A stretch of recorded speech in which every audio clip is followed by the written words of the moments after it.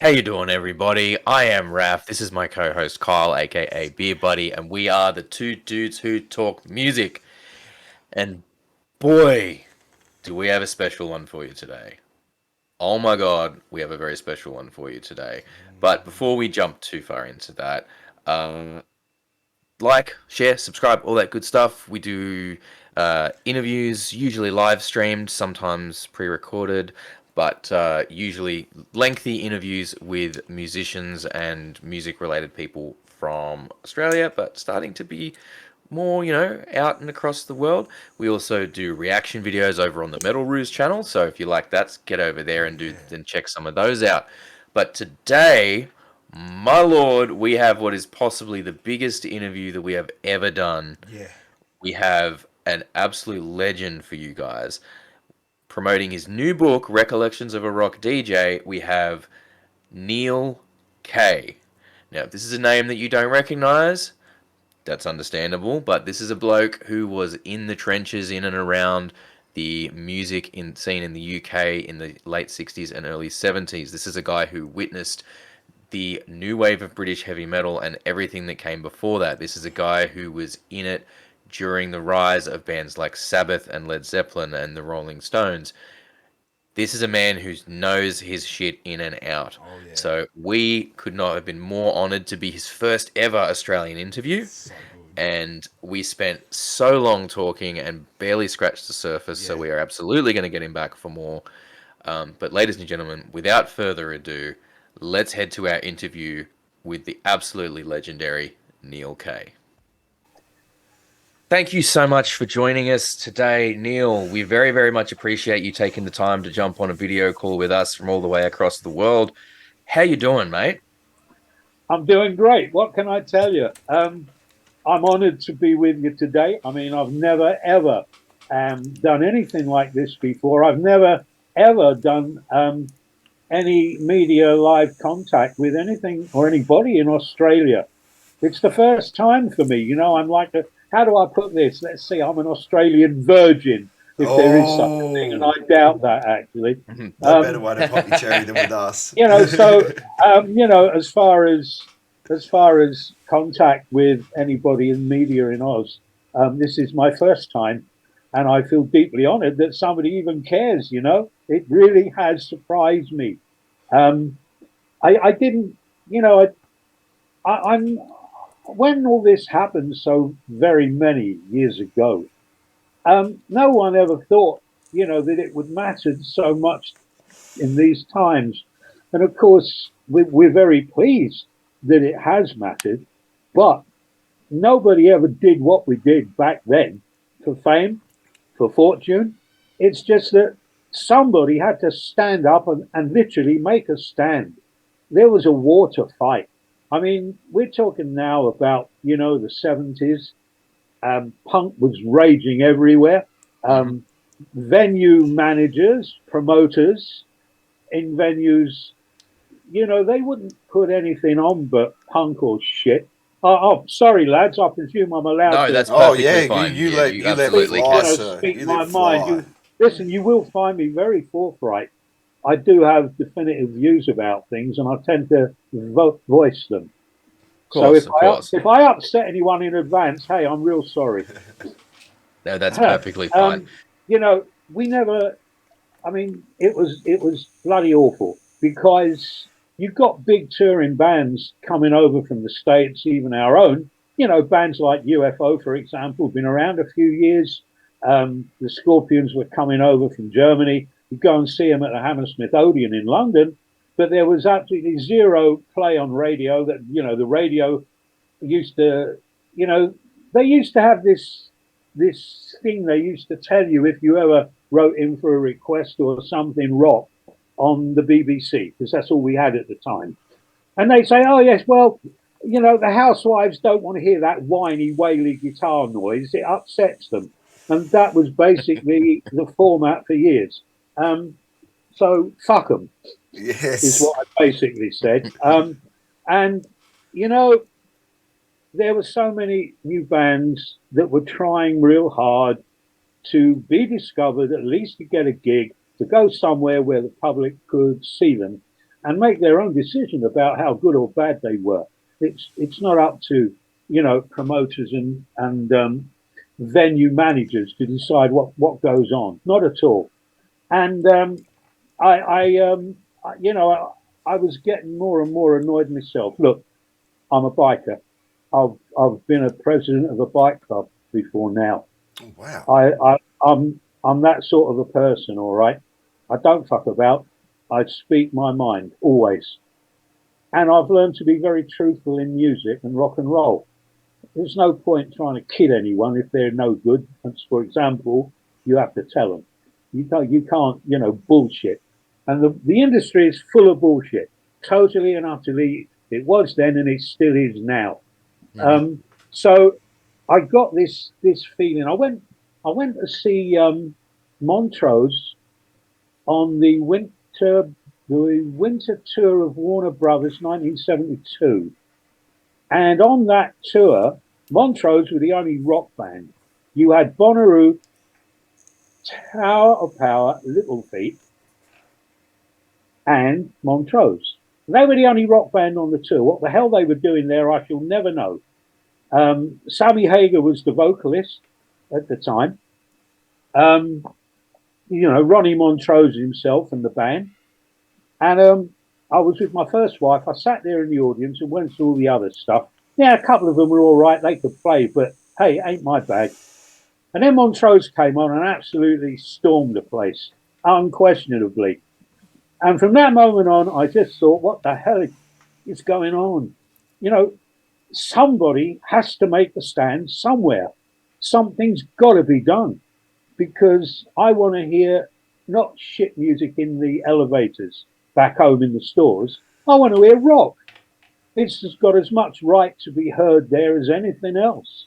And yet they sweep it under the carpet in my country. They deny millions because at the time, and probably still to this day, rock is the form of music that makes real money. It tours at huge level. It sells huge amounts, you know, in the modern media and even now with vinyl coming back and so on.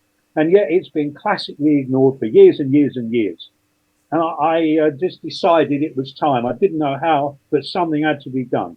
Fortuitously, you know, I walked in the doors of a bandwagon one night and, you know, I was able to manipulate things and I don't know, get involved in doing it. So, you know, for me, it's been a war. I won't call it anything else. I will not, because that's what it was. We were up against idiots, prats, people who knew nothing at all in the record companies. You know, what the hell do they know? Fuck all. Usual story. 100%.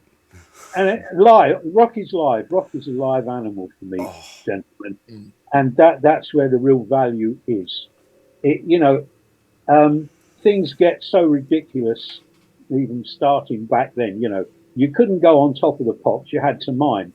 Thankfully, Maiden did Running Free, and that was the first time anything live had ever been attempted on top of the pops of, I don't know, 20 years or something stupid.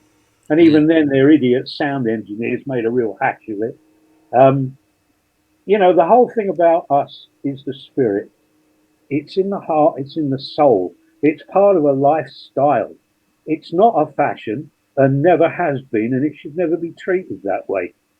I absolutely hate people who try and fashionalize our way of life. And it is a way of life. You have the choices, but whatever you choose, it's going to be, if you're that person, you're going to be rock orientated. Yeah, for sure, Agreed. for sure. So that's you know how it is. So I had to do something, and you know, obviously, but here's the deal: no one ever thought about why am I doing this for glory, for money? Oh no, not for money. Back then, I was one of the most known people and one of the poorest. I can assure you. Hey, I even had to fix my electric meter every quarter because I couldn't afford to pay the fucking bill. You know, let's be, you know, honest about it. So it had to be, and at the same time, I was riding with a bike club as well, Well, actually, Collindale Motorcycle Club. Oh, Hey, there you And go. I there you was go. I was their pres for 2 years, as it happens. And I was enjoying a biking life of a sort, and everything. And I just wanted to go somewhere where I could hear my music without interference of idiots. And it's always And been the Absolutely. struggle. It's still the struggle to this day, especially in Australia. I'm surprised to hear you say that. You see, I mean, I've heard. I mean, I honestly don't know, but it's been said, that rock is a big thing down in Oz, and especially with your biking fraternity. Oh yeah, it's a lot of pub rock It and stuff is. like that. But stepping into the more heavy metal side of things, a lot of the bikers down here do like Slayer and that a lot of the older, well, Well, that's the just it. gory It's stuff. older stuff. It's older stuff. Like it's a lot of that classic rock, that like 70s and 80s metal vibe. That They kind of love goes pub rock. gangbusters. But in terms of like, and I think that's kind of the same in a lot of areas nowadays. But the more modern stuff just doesn't seem to be penetrating the same way that that previous stuff did. Like you talk about a band like you know and I know like there's kind of the exception rather than the rule in a lot of ways, but you'd look at a band like say Metallica, right, who came up they were at the forefront of a scene, but it was very crowded still at the same time. A lot of people were doing it, and yet by 5, 6 years in, they'd like shot up and were doing huge tours and everything by that point. But bands, Australian bands and a lot of bands coming up these days they'll be grinding for 20 years and still, still have to have a day job. Yeah, Look, I mean, I understand. Look, I understand all that, and I also understand what I call the great soundhouse years, and the tunes that I was playing to people back then Mm, are still incredibly relevant today. They're so yes. relevant that young kids that I see on Facebook that I don't believe 8 years old, 9 years old, a huge amount of little girls, they're picking up guitars bigger than them and Yep. drummers, and they're doing it. My God, Hmm. they're doing oh it to yeah, some of the greatest classic rock tracks ever. They're covering Dio, they're covering Iron Maiden, they're Hmm. covering, like Ozzy, they're covering Motorhead, and they're making it happen. And I mean, I feel very, very strong about this. Those are the great years of classic heavy metal. oh yeah. You know, from probably 72 through to about 84, 85, something like that. Um, and those songs are so very special. They all happened and occurred before, we had the split in the genre overall of what we Yeah. now call classic rock. We didn't have all the different sub-tribal influences of death metal, thrash metal, this metal, No. that metal. The Mm. fans at the Soundhouse would fill the floor no matter what was played, but they all had their own specific likes in bands. Mm. But they would follow everybody else. Um, Yeah. It was a and community based thing. yeah, I guess you can say that. I mean, they were an incredible audience at the Soundhouse, probably the best I've ever known. Um, they were special. I had my hands on a very special sound system back then. It was an absolute killer, and it made a big difference. Can I ask you about that? Because I did do a little bit of reading before this. Now, is this true that that thing was flown in and had to be suspended above the floor Yeah, in order yeah, to stop the feedback? Like it yeah, didn't sit on the absolutely. floor. The discotheque console was flown on chains from the rafters like a ship's free moving gimbal compass mount. Yeah, it was on chains from the rafters. We had an No eight. Yeah, shit. really. We had at the bandwagon about a 6,000 watt PA, Altec Lancing, Martin and JBL bins, and JBL bullets above huge great Altec horns. It was a band PA. It wasn't mine, I worked for the organisation that was subcontracted to provide entertainment at the bandwagon. It wasn't at that stage. I didn't have my own rig until we left the bandwagon, and I bought my own 8,000 watt sound system, and I bought a 7-ton Ford D series truck and a 4-man crew to move it around. Yeah, a DJ with all that. Jeez, no Not a wonder there car, is a book not an about you. estate, a 7-ton truck. I had we got custom built a light show that was in box section truss in 2 halves, 30 foot wide, 2 15-foot sections. It had 30 300-watt par cans on it in 6 banks, 5 colours, and 1 white section, with 2 white lightning strobes, 1 on each end, all controlled manually by a 0 voltage touch sensor controller, custom built for me. And I had a lighting engineer. The lights were not on me, they were on the floor. They reacted to the kids. And we had an opening like a main live show. And my lighting engineer used to follow me through track to track. We used to do like a show opening number. It could be 2112, Rush. I made a special version of that. I linked the studio opening, the electronic whispering sounds, to the live 2112 and joined them. We might do Bad Out of Hell. We might do Kill the King, Rainbow. But they were show opening. Until show opening time at the club, we used to keep the volume down a bit, just like a big show, and the lights off. And when I thought everyone was kind of ready to go, up goes the volume, lights and the big number, and we're off. And we used to run the show that way. And I had a 4-man crew. I had one in northwest London and one in East London. And I used to use elements of both when we used to go long distance gigging. And I was doing about, well, at least 6 gigs a week for years. Jeez. And really. I mean, we were in a lot of demand at the time. But all this, at the time and everything, I only ever considered I was taking the righteous music, representing the righteous way of life to the people that wanted it. I never considered that it was anything out of the world or anything. I mean, the thing that started it all off for me was when Malcolm Dome, the respected journalist, an archivist actually in latter years, he wrote a double-page spread in Record Mirror somewhere about 1977 or something.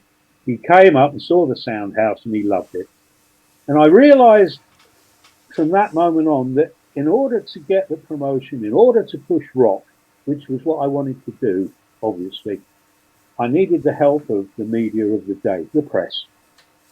And in order to get the press, you have to do outrageous things because they were known back then with their A&R division compadres of never, leaving their front doors down in London.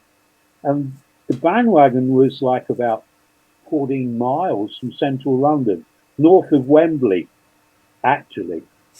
And I had to start a whole series of crazy things just to draw them up there.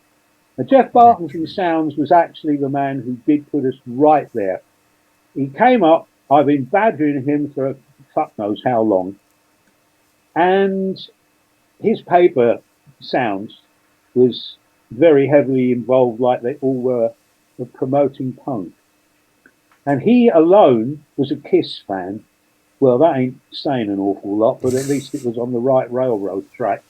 And, and he and I struck up a friendship. And in the end, I managed to get him up to the wagon. And of course, I hit him straight between the eyes with the sound system. And he just couldn't fucking believe it. And he wrote a double-page centre spread with a sub-headline and a survivor's report from, would you believe it, a heavy metal discotheque. And I wished he hadn't used the word discotheque. I hate it. You started off right, he finished it wrong. Yeah, well, that's why I called it a sound house, you see. Yeah. I wanted it to say something better than fucking discotheque. Look, when I left school in 1967, at the age of 17, I got a job in London as a DJ in the nightclub scene there full time. I was underage and was probably the youngest London club DJ that there was. Um, I just went, well, I'd already won the youth club national championships 3 times in a row. They wouldn't let me go in for it again because they got, I think, fed up giving me the whatever it was. Yeah. And, I got the gig in London and I stayed there in the clubs of London every night. You're playing the stuff that, is around at the time. But I mean, it was, we had the beginnings of, Sergeant Pepper's Lonely Hearts Club Band, Living in the Past, Jethro Tull came along. Things are sort of moving in the way that we later realised. In fact, I think that probably Sergeant Pepper's was the dividing line, where maybe the beginnings of rock was born and the pop world with musicians growing up, I'd agree with and that. technology behind sounds, guitars. You had the Moody Blues in 1967, Days of Future Past. It was a prog album. It was a very important album because recorded on the DRAM system, it was in stereo for a start, and that was rare back then. Yeah. It had the London Festival Orchestra on it, conducted by Peter Knight. Justin Hayward wrote about 90% of the album, and it was 24 hours in the life of a bedsit person, really. That's what it was about. But it had a great soundtrack, and I absolutely love all that orchestrated stuff. And it kind of woke some people up, we went through a few interesting bands, but after doing nearly 20 months in London, I got an invite from the Playboy Club in West Berlin to go out there as a guest British DJ, which I did for 9 months. So I was out there in West Berlin of 1969, where scars of the Second World War were all too clear. That must have been a wild time. Oh man, I don't know. Look, what can I tell you? My father flew with the wartime Royal Air Force. He was a navigator in Bomber Command. He visited Germany more times than I had hot dinners. He never stayed though. He just flew over. I don't know what to tell you. I mean, I had mixed feelings.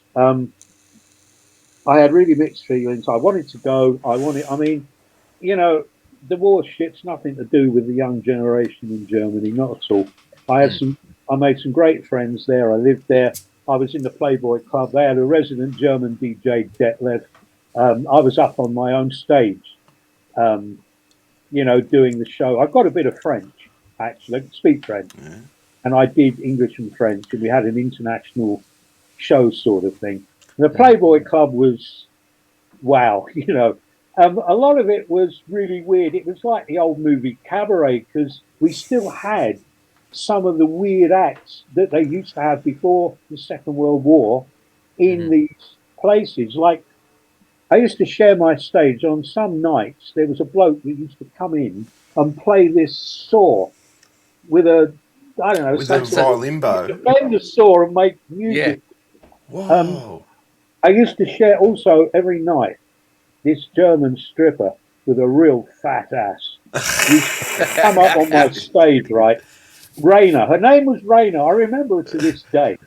Heavy metal and thick strippers. We love it. It wasn't heavy metal, man. I'll tell you how that occurred. But Raina used to strip right down to nothing. We had a swimming pool in the Playboy Club.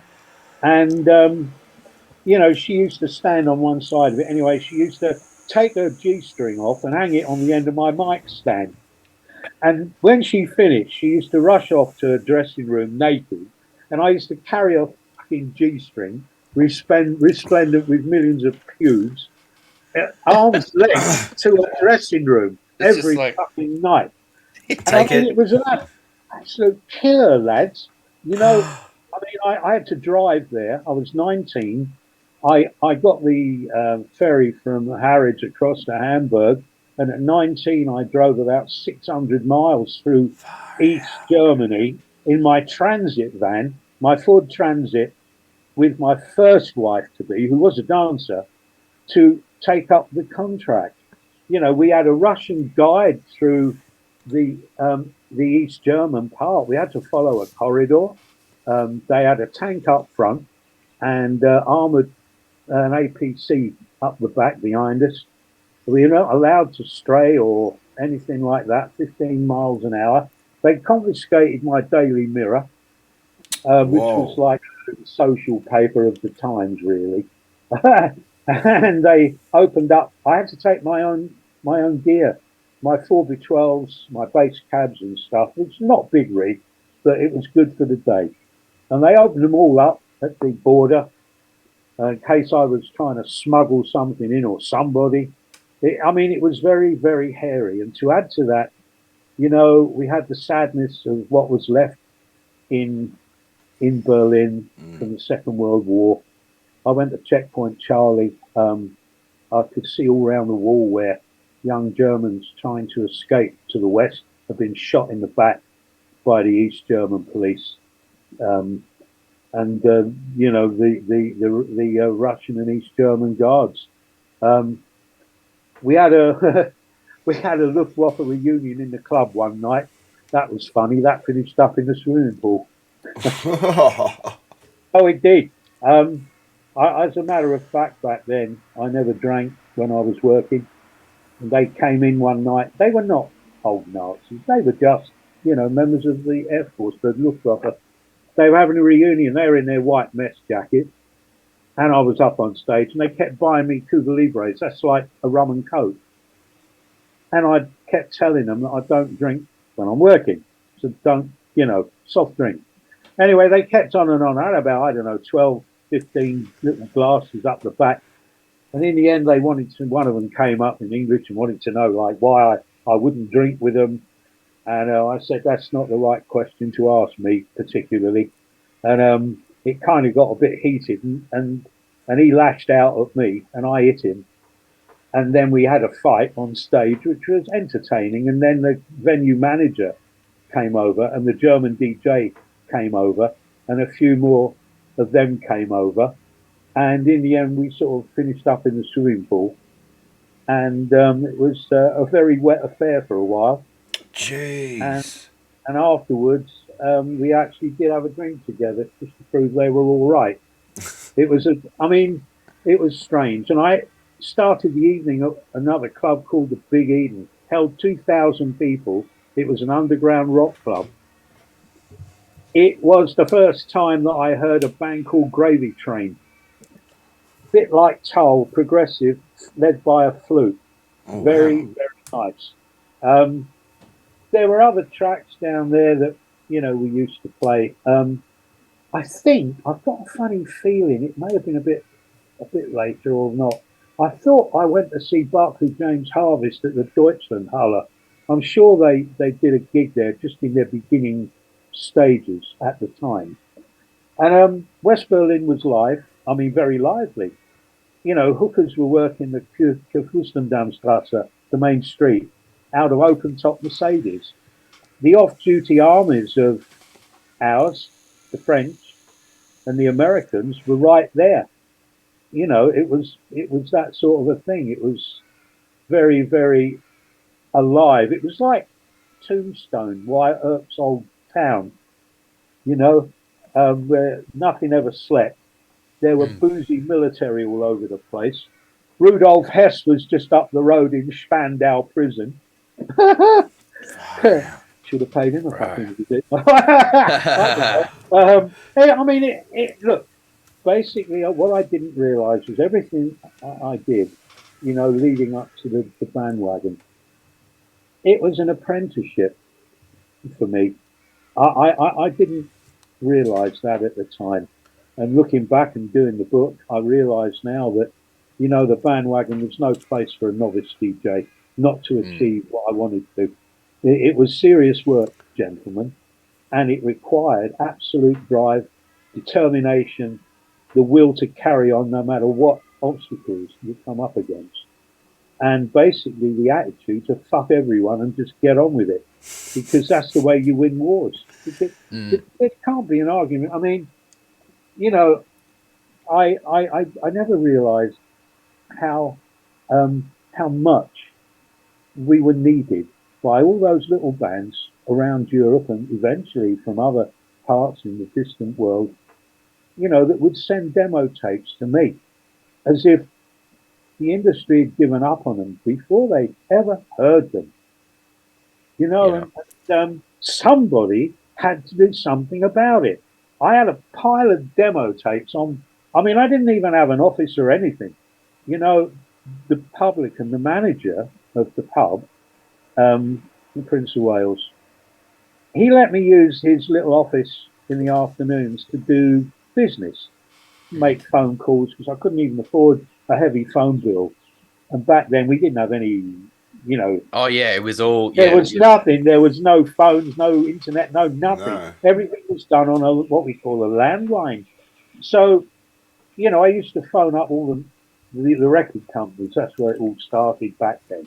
Nobody did their own thing. And you had to, get a deal, and that's what it was all about. And that's why the demo tapes, the cassettes. Um, and talking of cassettes, I have a special one to show you. Give it a minute to settle, if it will. Iron Maiden. Oh, what? This is their demo tape. It is my Oh my December god. 1978.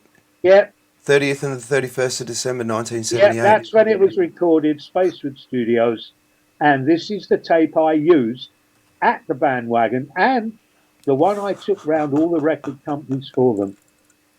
Bro. No.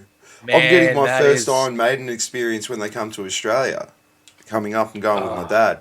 And it's going to be one hell of an experience that I get to share with him. It's going to be awesome. that's Well, great. they are well. I mean, it's pride of joy. I've got a few of these from Wow. others. I still kept most of them. I think once the thing is that once you start something, and you mean to make a mark, do something, help somebody, you can't suddenly stop and say, "Oh, I'm not going to do this anymore." Mm. I can't come out to play today.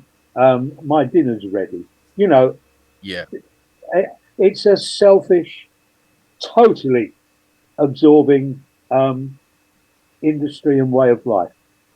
it is. It's, It It I is. is. mean, Let's awesome, awesome. Well, so that's something I was wanting to ask you about, Neil, is obviously the way the industry has changed these days,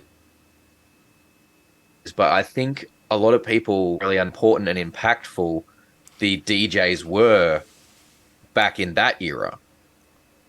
Like, is that something you yeah. can shed some Well, light on for a more modern what can audience? I say? See, I mean, I've been sort of out of things for quite a while, really, Mm. in that field. In latter years, I've actually, through an old friend that came back from America in the mid 80s, one Jim White, who was the boss of Mountain Records. He'd managed Alex Harvey, Hawkwind, um, and Nazareth. He came back from the States in the mid 80s and contacted me. He'd known me because of the work I was doing with bands, as Hmm. previously described. And he asked me if I'd like to go down to London to have a meeting with him because he had acquired um, a studio complex in a whole block in just across the river in South London on 2 floors. We had a basement and a ground floor, and it was huge. And he wanted a manager, and he wanted, he was offering me he did offer me the managership of the place, but we're talking about live music here, and I was not very experienced at all. And it was very good equipment at Samurai Studio Complex. I mean, Roush amplifiers, Soundcraft 1642 desks. That's just in rehearsal, really. Tannoys, Sennheiser microphones, AKGs. It was very nice. And Hmm. I wasn't very experienced in doing sound and stuff back then. But through Jim and a whole load of other things that have happened since then, I actually became, in the end, a front of house sound engineer and also a producer, arranger, and curiously, an orchestrator too. Um, that all kind of came to fruition much later when I was working with one of the bands that I finished up managing in, of all places, Portugal. Wow. Um, I also had a Northern Ireland band called Storm Zone. I'll tell you about them a bit later because you guys need to check them out. Storm Zone. Um, Storm Zone, yeah. We're on about, I don't know, album 6 or 7 now. They're from Northern Ireland. They're not kids, but they're very good. Very classic rock. Not and their singer is more than a bit like Bruce. Oh wow. I'm gonna He's got definitely that check sort that of out. power. Um, well, more about them a bit later in the other projects. I mean, Samurai was a hell of an experience. We had sublets of all sorts. Anyway, I took Jim up on the idea, but by then my own show with my 7-ton truck and road crew, we were playing all over the place in the UK. Hmm. And I said to Jim that, look, I've got regular, gigs. I won't give up. If you want me to manage the place, then I'm afraid it's going to be, late afternoons and into the nights for me. And I'll only do every other Saturday because, we're doing a late show Friday nights.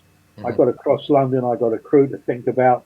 Hell, and I was living out in Maidenhead, Berkshire, which is near where the Queen has Windsor Castle, or did have.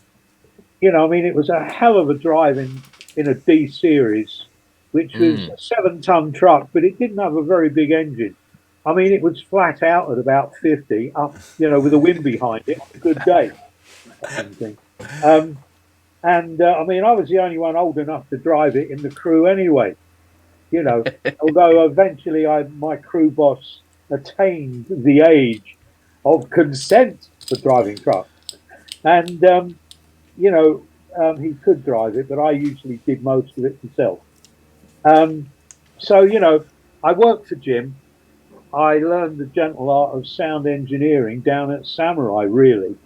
Cut my teeth on a 1642 Soundcraft desk, which back then for rehearsal was quite something. The desk was a good desk, but where it didn't have a lot of headroom, that meant that, if you had a loud guitarist and you tried to put him into a channel, he would be in distortion range before we even Mm. got there. Yeah. The sound desk subsequently that followed was so much better in every way. And I finished up the last desks I used were, well, can't get on with digital desks, hate them, can't use them at all. But I did love Soundcraft. Um, and some of their bigger desks in the end were absolutely gorgeous. And I used quite a few, in the course of fighting the war, as it were. I'll Mm. tell you about other stuff a bit later. I There's also, something about, I so guess, when you have the feel for it on the analog controllers where you actually feel like you have control rather than moving it around. Like you, that's my point. You know, I'm a common sense sound engineer. I don't have, you know, the books, the training. I can talk in decibel terms. I can talk about, soft knee, hard knee, drama gates. I can do all that shit. But I don't naturally use a scientist's head to Mm. set knobs. I turn them until it sounds right, not because I need 5 dB here and 3 Mm. dB less there. That's not the way I work. nah. I Yeah. use these. These are the best weapons you've got. Well, that's it. The It's not about math Yeah. And you engineering. got It's to called sound and engineering. and you got to protect them, right? Like I think there's a sense a lot of nowadays there's still the argument that like so many people I have this argument with. I'm like, when you're going to shows, wear earplugs. Mm, Like wear earplugs at shows because it's like the amount of kids that are going to shows these days and it's things are louder than they ever have been. And they've got they're just going out to all these shows, not worrying about their hearing. They've always got Oh, their yeah, earbuds you're in, right. cranked up loud, and then by the time they're 30, they're going to be half deaf. You can. I And mean, they can get acoustic earplugs anyway. I mean, before a yeah, show, when I was touring with the bands in Portugal and other, when I was doing sound, I used to, keep my earplugs in until my own band was, headlining doing their own show. I never once I might have set up the support band in the afternoon or whatever. I used to bung my earplugs in when they took the stage. I never yeah, used to, I used to treat the ears, you know, conservatively. I think you have the to. word Yeah. would be. I was a sucker for punishment and used to think it was uncool, and I'm paying the price for it now. Yeah, that's it. But I wanted to ask you, I wanted to actually go back a little bit because that was it like 8,000 watt system you were talking about Yeah, yeah. you had in the truck there. I have to imagine that there wasn't too like the that kind of that plus the lighting rig. I have to imagine there was a kind of a limited number of venues that were able to take something Well, they like used to that at the upgrade time. their fuse boards for me. Um, Right. Okay. because I mean, we were in clubs, we weren't doing huge shows. I mean, we were Mm, playing to maybe anything between, I don't know, 500 to 1500. mhm. That was the bread and butter. Um, Yeah. I've actually got a picture somewhere of part of my rig with my D series. The next time we do a segue, I'll fish it out while you sort out another invite, and I'll try Yes. and find it for you. Please. 'Cause it's a Absolutely. very Absolutely. telling picture. I mean, So, we had the rig itself was um, four up to four um, twin 15 Gauss loaded scoop bass bins, two aside. And Gauss, bass drivers, you have one slightly high frequency to the other low. mm, They're not both the same. Um, you know, and they had propensity for very long throw, and they were quite devastating. They were sub bass bins. Drove down to about 45 hertz, I suppose. 50 hertz is the limit of human hearing, but at 45 hertz, you feel it. You hmm don't hear it so much. And they go up to about, I don't know, 120, maybe yeah, but they're 120 right in hertz. that range to like Yeah. liquefy your organs. Well, Yeah. Yeah, brown note. we had upper bass spins too. Then we had Martin. Well, not Martin shavers on my rig.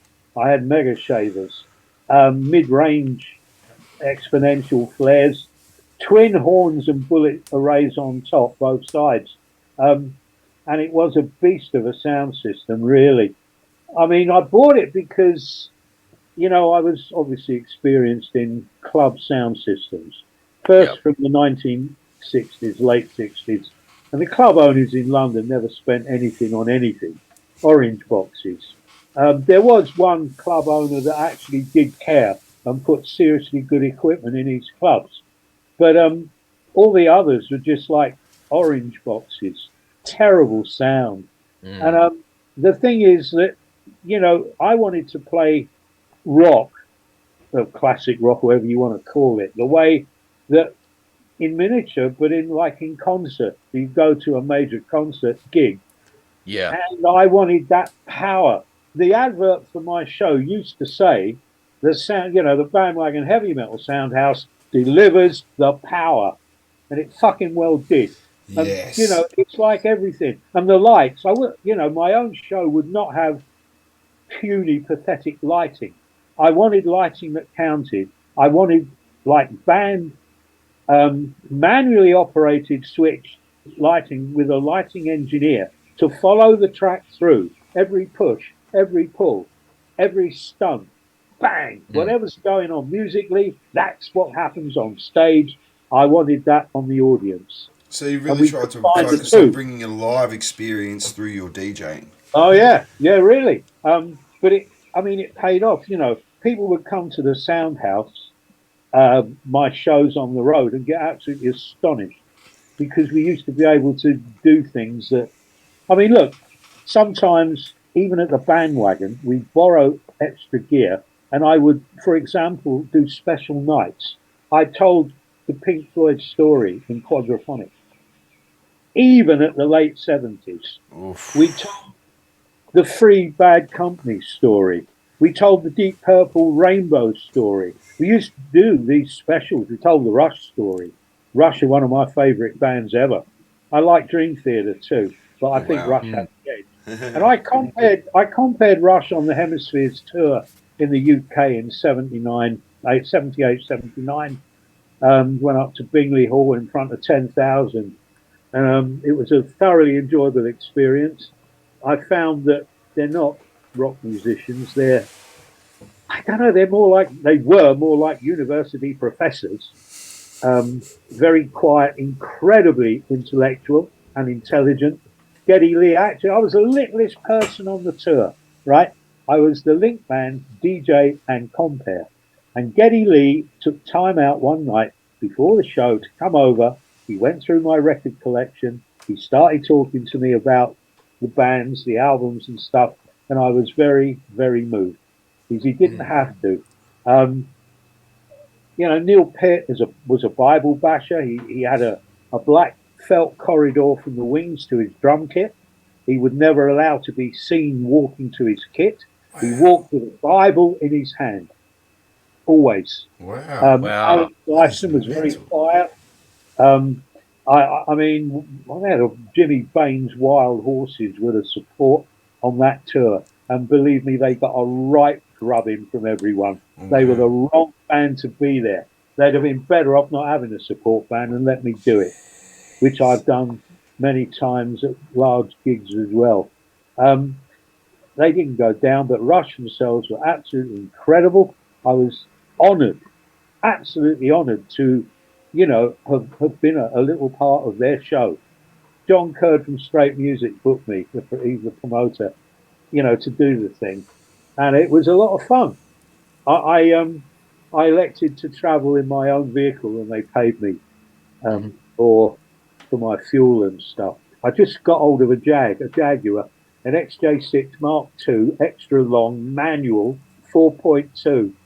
It was absolutely gorgeous. And the amp company that made my amps, my slave amps, they had a financial problem. Their salesman had this beautiful white Jag, and they were desperate for cash. And it was only 15 months old, and I bought it for 1,500 quid cash. Wow. 4.2 manual 6L. It was extra 6 inches long. It had an overdrive switch on the gear shift. Jeez. It was 4 forwards and overdrive, 4.2. And I used to use it I tell you what, it was very, very cool. Because up until I got that Jag, I only had my old transit van. This is before I got my own show on the road, right? I bet that did a lot better than the transit van. Oh man, what we used to do whenever I got booked to compere at Hammersmith Odeon, London, I used to do an awful lot of these shows with all sorts of big bands, our bands. Even when the Americans came over, I compared Sammy Hagar, compared Riot. I used to get the bookings, and the miserable gits who operated the barrier backstage for parking would never let me in. And as soon as I got that Jag, all hell broke loose. They mistook me for David Coverdale because he had exactly the same car in the same colour. And in the distance, they used to think it was David coming to gig. So the barrier used to go up and I was straight through. Fuck's sake. That was a lovely car, but today it had 2 fuel tanks, each held about 15 imperial gallons. Oh, wow. And today it will cost about £700 sterling just to fill it up, maybe more. Jeez. I eventually sold it to, I was a member of the Jag Owners Club, and a pair of guys down in France who helped to build the French Concorde. They were aero engineers. They came over one February because I was so busy I couldn't even drive the damn thing, and it had all electric everything, two whopping great fuel pumps in the boot, about this fucking big, and they had points in them, bleeding points. And if you didn't use the thing, they used to stick. I had to get rid Yeah. of it in the end. And they came over one February and they bought it off me from the Jag Owners Club and drove it all the way back to Toulouse. Oh wow. But I mean, that car used to open doors for me. It was very important. And listen, It when would you have go, turned heads for sure. oh, it It's did. amazing But, what I mean, happens what a car will do. I've spent time on tour buses. You know, I know what the life's like. You get 3 rows of seats per head. The back one is for your dirty washing. The front one's going to be for all the bits and pieces that you gather on tour that are useless anyway, and then you sleep on the middle row, and that's how it is. And I'd done one too many, and I just decided I was going to, use my car. This, Yeah. this John Kerr, good man, offered me the money to do it. Oh, I thought, well, fuck, why not? Yeah. So Because I mean, can we? it's been a strange life. Can we? I want to go back because, like, generally, I mean, look, we talk music, and a lot of our focus is on rock and metal stuff. So I wanted to kind of look at for a minute as someone that was in and around the the scene over in in London and the UK during that kind of period. I wanted to sort of ask, when was the first time that you encountered bands like Black Sabbath, Motorhead, these bands that now we look at as setting the standard for, what became heavy metal. What was it like your first encounters around that music, and how was it at the time to experience that? It's a good question. I mean, actually, really, it was in West Berlin. I mean, the first Sabbath album was '69, and so too the first F album as well. And they both came out while I was in Germany Mhm. and working at the Big Eden, the 2000 underground rock club. That's where I heard an awful lot of stuff of all different kinds, progressive rock as well, and Mhm. metal. It wasn't metal back then. I mean, It- yeah, the terminology kind of evolved as time went by. Now, yes, definitely. I mean, this terminology business always sort of piqued my interest. When I first heard the term heavy metal, it was an American term originally. It was oh, not ours. okay. Um, the first mention of it ever comes in a movie. It comes in Easy Rider, and it comes in Born to Be Wild with the lyric "Heavy Metal Thunder," and it is Yes. used to describe the exhaust note of a Harley Davidson. That is where I first heard it. But let's face it, that film was a seminal, um, brilliant piece of the day. But I mean, it was, an alternative society movie. It was a counterculture film of immense impact because it told us that we could live outside of our parents' life. You have to understand, and this goes for all those that are going to be watching this and listening to this, and I have made this point in my book very decisively. Rock is a way of life. It is of the soul, of the heart, of the spirit, of the life. That's what it is. It should never be treated as a fashion. We are serious about what we do in our lives. The music is that line, it's what takes us where we're going. At all times, it guides us. It makes us happy. Sometimes it makes us sad. Maybe it makes us angry. But above all else, it is our guide in life. And that is why rock music is so very important to us. It is a very intense experience, Yeah. and it is meant as our guide through life. Now, what what actually transpired was that heavy metal is is what became the power side of the classic rock thing. Mm. And, I when I first heard the term, I took it to mean high energy rock because at the Agreed. time it applied to fast moving metal. Mhm. Space Station Number 5, Montrose, for example.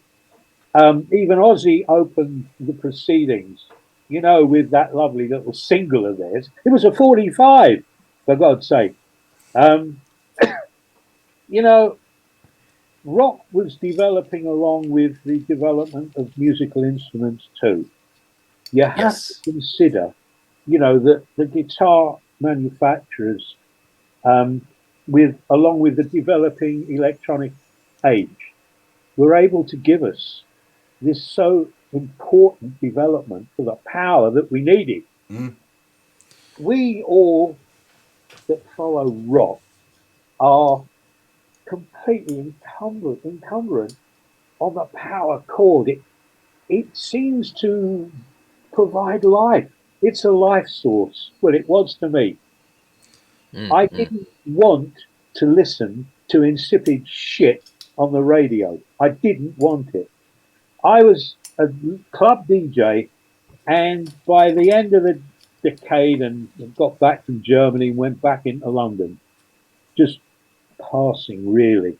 To my absolute horror, you know, the Philly sound suddenly appeared, and my arch enemy Barry fucking White, with a dickweed. I mean, come on. I mean, I finished up in London. The last club I worked at was called Gulliver's. It was in Mayfair, behind the London Hilton Hotel, and they used to entertain late at night, very late. Arab sheiks would come in, with their hangers on and their entourage and their sycophants and their hordes of women. And all they wanted to listen to was this sort of music. And quite often, one of them just wanted to repeat time and time and time and time again on a Barry White number. And unfortunately, although I was employed in the rock and blues room downstairs, this particular night, my compadre was sick and I had to cover upstairs. And the sheik was buying champagne by the crate and the manager was smiling and I was sick. I just got so fed up with it. I remember, I had a John Mayall album in my box, Songs from Laurel Canyon. It's a blues album. Walking on Sunset, brilliant, medium pace blues time track, right? And I just thought, fuck it, I'm going to play it. I don't care. And I put it on, and of course, the manager came running over. What do you think you're doing, and all this shit? And I just had enough, and I just thought, fuck it, I'm leaving. You play. I'm out. Bye bye. Couldn't give a fuck. And that was the last time I ever worked in London. But the development of what you call heavy metal was like a gradual process. You've got to look at certain bands as well. I think one of the most influential, apart from MC5, who had a real kind of an early grungy but hard rock edge, Kick Out the Jams, right? Kick Out the Jams, MC5. That was done way back in the 60s. We also had Jimi Hendrix with Hey Joe, and subsequently later all along the Watchtower. He was more successful in the United Kingdom than he was in America at the time. Oh, wow. He had to come over to go back. Of course, the influences started to change as time went by. The Yardbirds from the United Kingdom was probably one of the most influential bands ever. You had Jeff Beck, Jimmy Page, and Eric Clapton. Not all together at the same time, but they all came from the Yardbirds. I mean, for Christ's sakes, what more do you want? In '69, the first Sabs album, and then, of course, the first Zepp album. And Zepp, by the way, for us, never a metal band, not a hard rocking band. They are a blues and a country blues band, and that is what they do. And it's no good arguing with me. That is the truth. Sorry if it upsets anyone out there, but that is what they are, and that is what they will always be. They're not a heavy metal band. No, but they did set a lot of foundation into the way of thinking. Yeah, I think into new music. They were a big inspiration. Absolutely. I mean, Geezer Butler doesn't consider Black Sabbath to be a metal band. He considers them to be a heavy blues band. I know that. But And speaking what to they your became, point, obviously, it's what they inspired after. You know, it's kind of a retroactive label as heavy but they, metal. I I know guess, how in he some but thinks. light, but speaking of of what I guess the representation of what hard rock and heavy metal is that they were that because they were outside of the realm of the norm, and that is what hard rock and heavy metal is. It's that step outside of what you're listening to every day on the radio, and then we've got this cool stuff over here. But I will add on to your point too about the lifestyle choice of rock and hard rock and metal, is that with people it's a big love-hate relationship with it. I actually find a lot of people that do love heavy metal, heavy or hard rock and heavy metal, it finds you. You don't find it. It comes to you, and then you fall in love with it so much that it just becomes a part of your soul. I mean, I cannot, in every room in my house, even in my shed, my garden shed, I have a sound system in there. I cannot be without music. Actually, it's funny you talking of this in this way. Um, I've remained good friends with Steve Harris to this day. Um, Steve and I go way back to before Maiden were anything. For obvious reasons. Um, and I was Steve was doing a radio interview somewhere in America with a. It could have actually. It might have been a TV interview. I think it was. It was on a Good Morning television show somewhere or other in the States, and Steve was being interviewed by these two pricks. And no, they were. There's no good fucking around. Like one was a bird and one was a guy. Anyway, they asked Steve what other kinds of music he listens to. And he came straight back at them and said, I don't. Well, what do you mean? They said. Don't you listen to anything else other than. No, I only listen to hard rock, mate. And he said it like that. And I thought, fucking right as well. It's taken such an effort, such a battle, such a fight to establish this whole way of life, this regime, this brilliant music. Why the hell should you ever go and start shitting on your own doorstep and not be true to yourself? I admit that the bandwagon played a very wide spectrum of classic rock. We did prog rock. I mean, let me see. One of my favorite bands is Styx, the American band Styx, SDYX. Mhm. Come Sail Away, Oh favorite yeah. track. I mean, excellence and performance matters to me greatly in music, and it always has. I have a mantra. Um, it's because partly of my family. My mother's father was a vaudeville entertainer in the 1920s and 30s. He was on the boards. The song and dance man was Davy. And my mother, and as a young kid of 6 or 7, with her brother, until he got called up during the war to the RAF. My mum was on stage with him. I mean, they used to do stuff. My male cousin's a member of the International Magic Circle.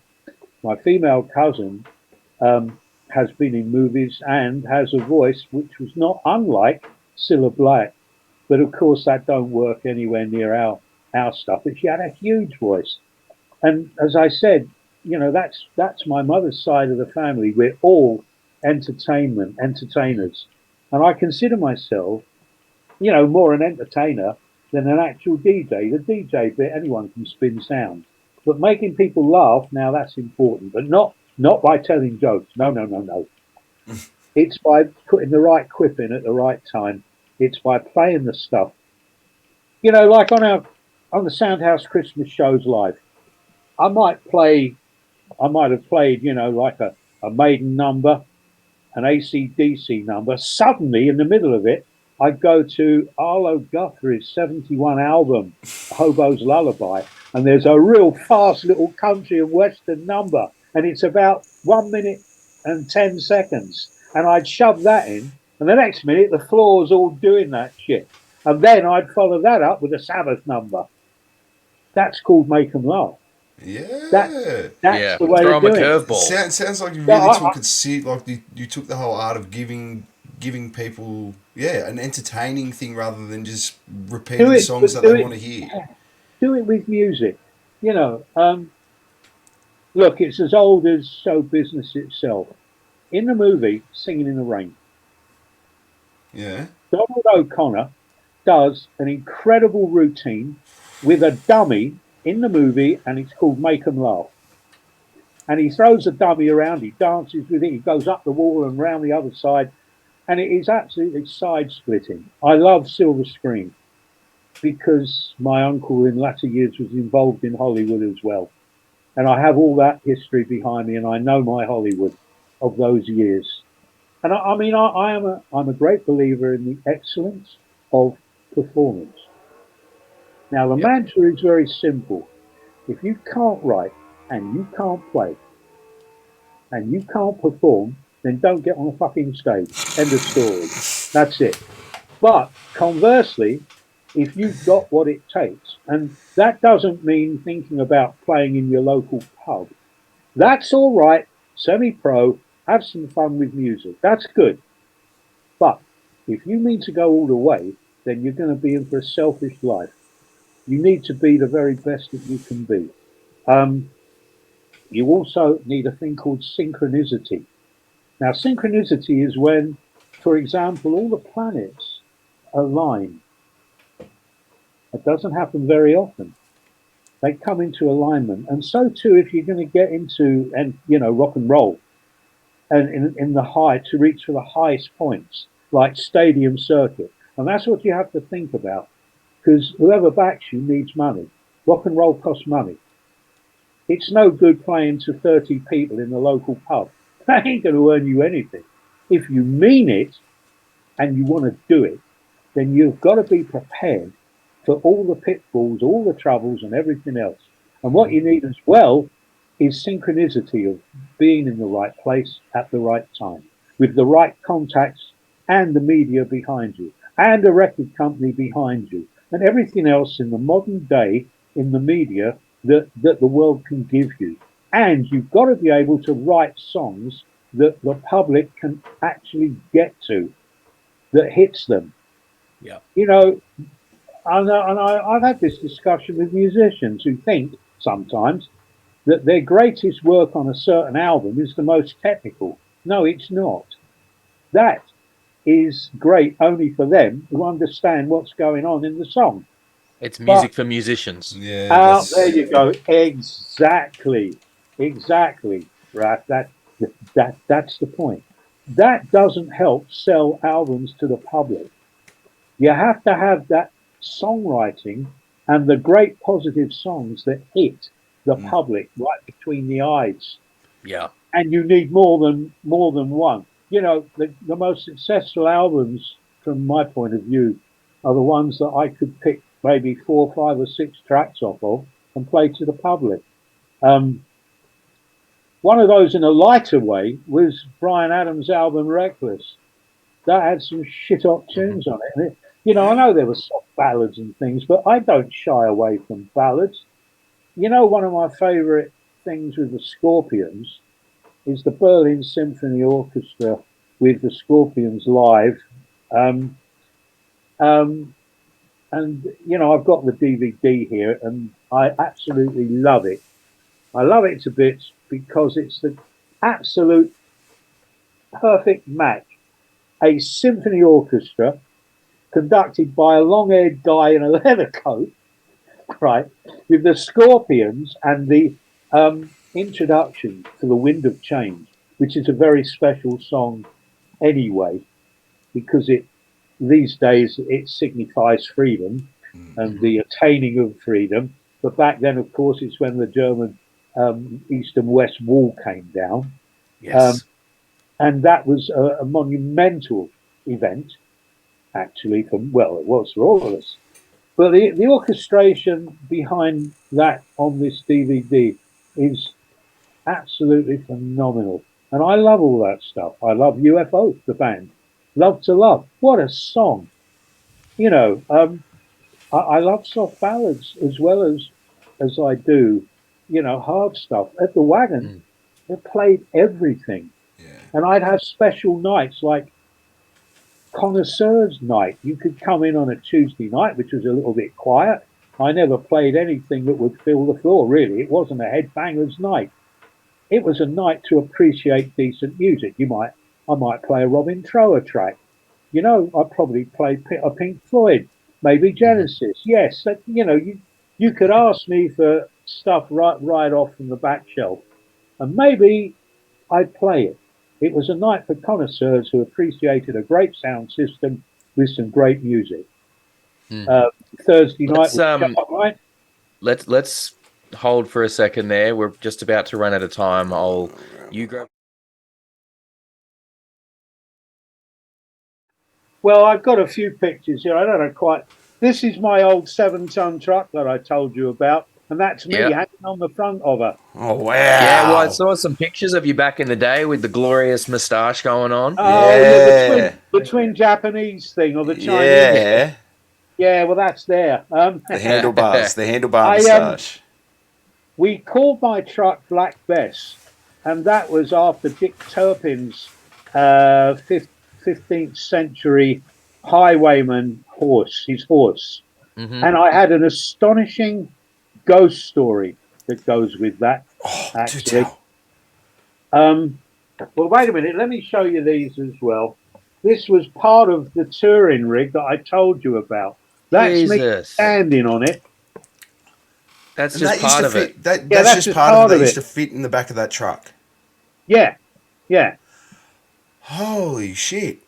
This taken before we had the light show, the proper light show. But yeah, we used to, and that was just for playing records. I never put bands through it, didn't have a desk.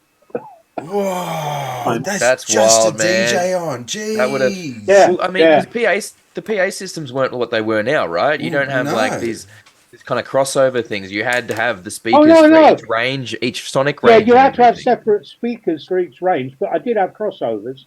I had a 4-way crossover, a stereo crossover. Yeah, manually variable. It was manually variable. Hang on, I've got other pictures. And I don't know. This is a bit dark, but this is the full rig with the light show with that truss. And did you have to tune the like each to the room? So like, if when you were in a room, you have to set kind of crossovers, different points, and tune it all for, because that would have been a nightmare to try and balance all of that every night. No. You can see the full stack and everything here. Yeah.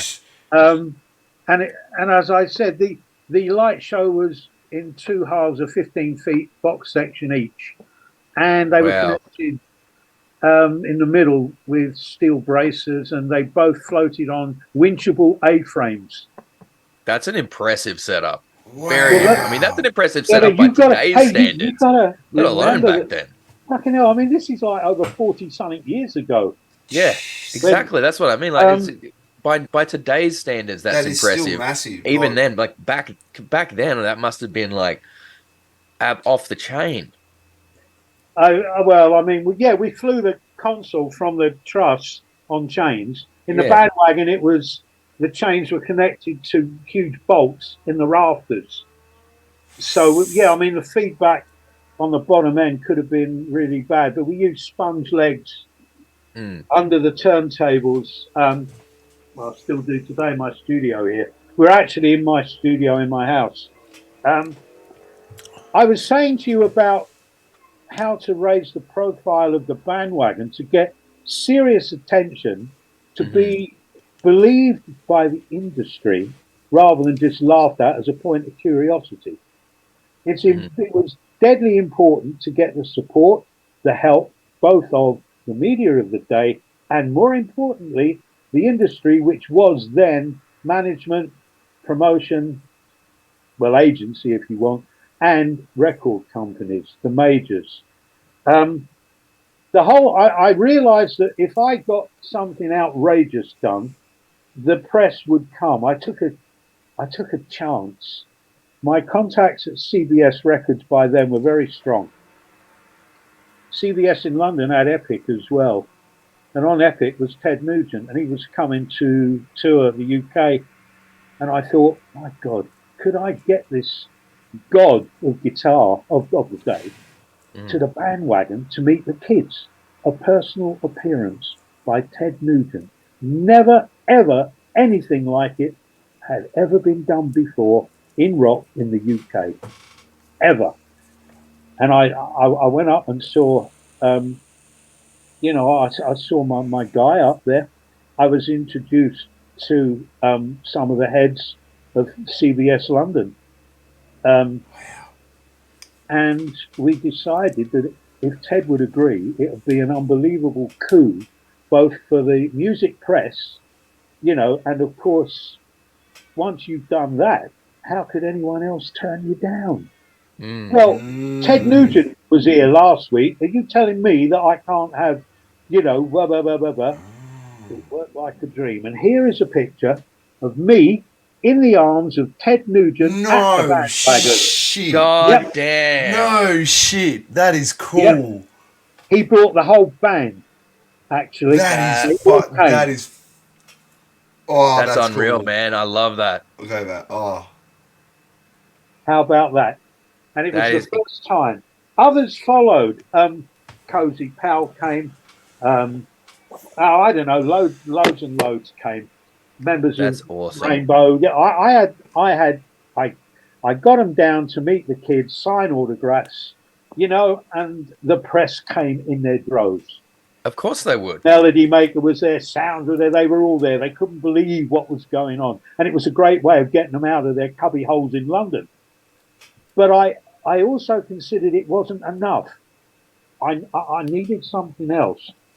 I needed something crazy, but also attention grabbing.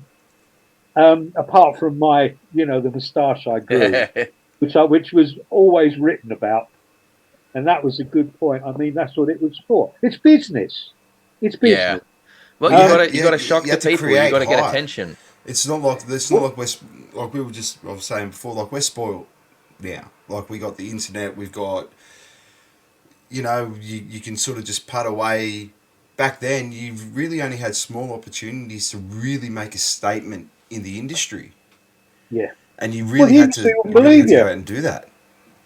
The industry wouldn't believe you unless you, this is it, the chicken and egg. Like I said, you've got to make yourself, in the eyes of the industry back then, respectable and trustworthy. Otherwise, you're nothing. You're just a DJ. No one listens to DJs. A&R division, which stands for Artist and Repertoire, not arranging and recording. Oh. Yep. Okay. Pro Tem musicians of the future, take note. Artiste et Repertoire. It's French.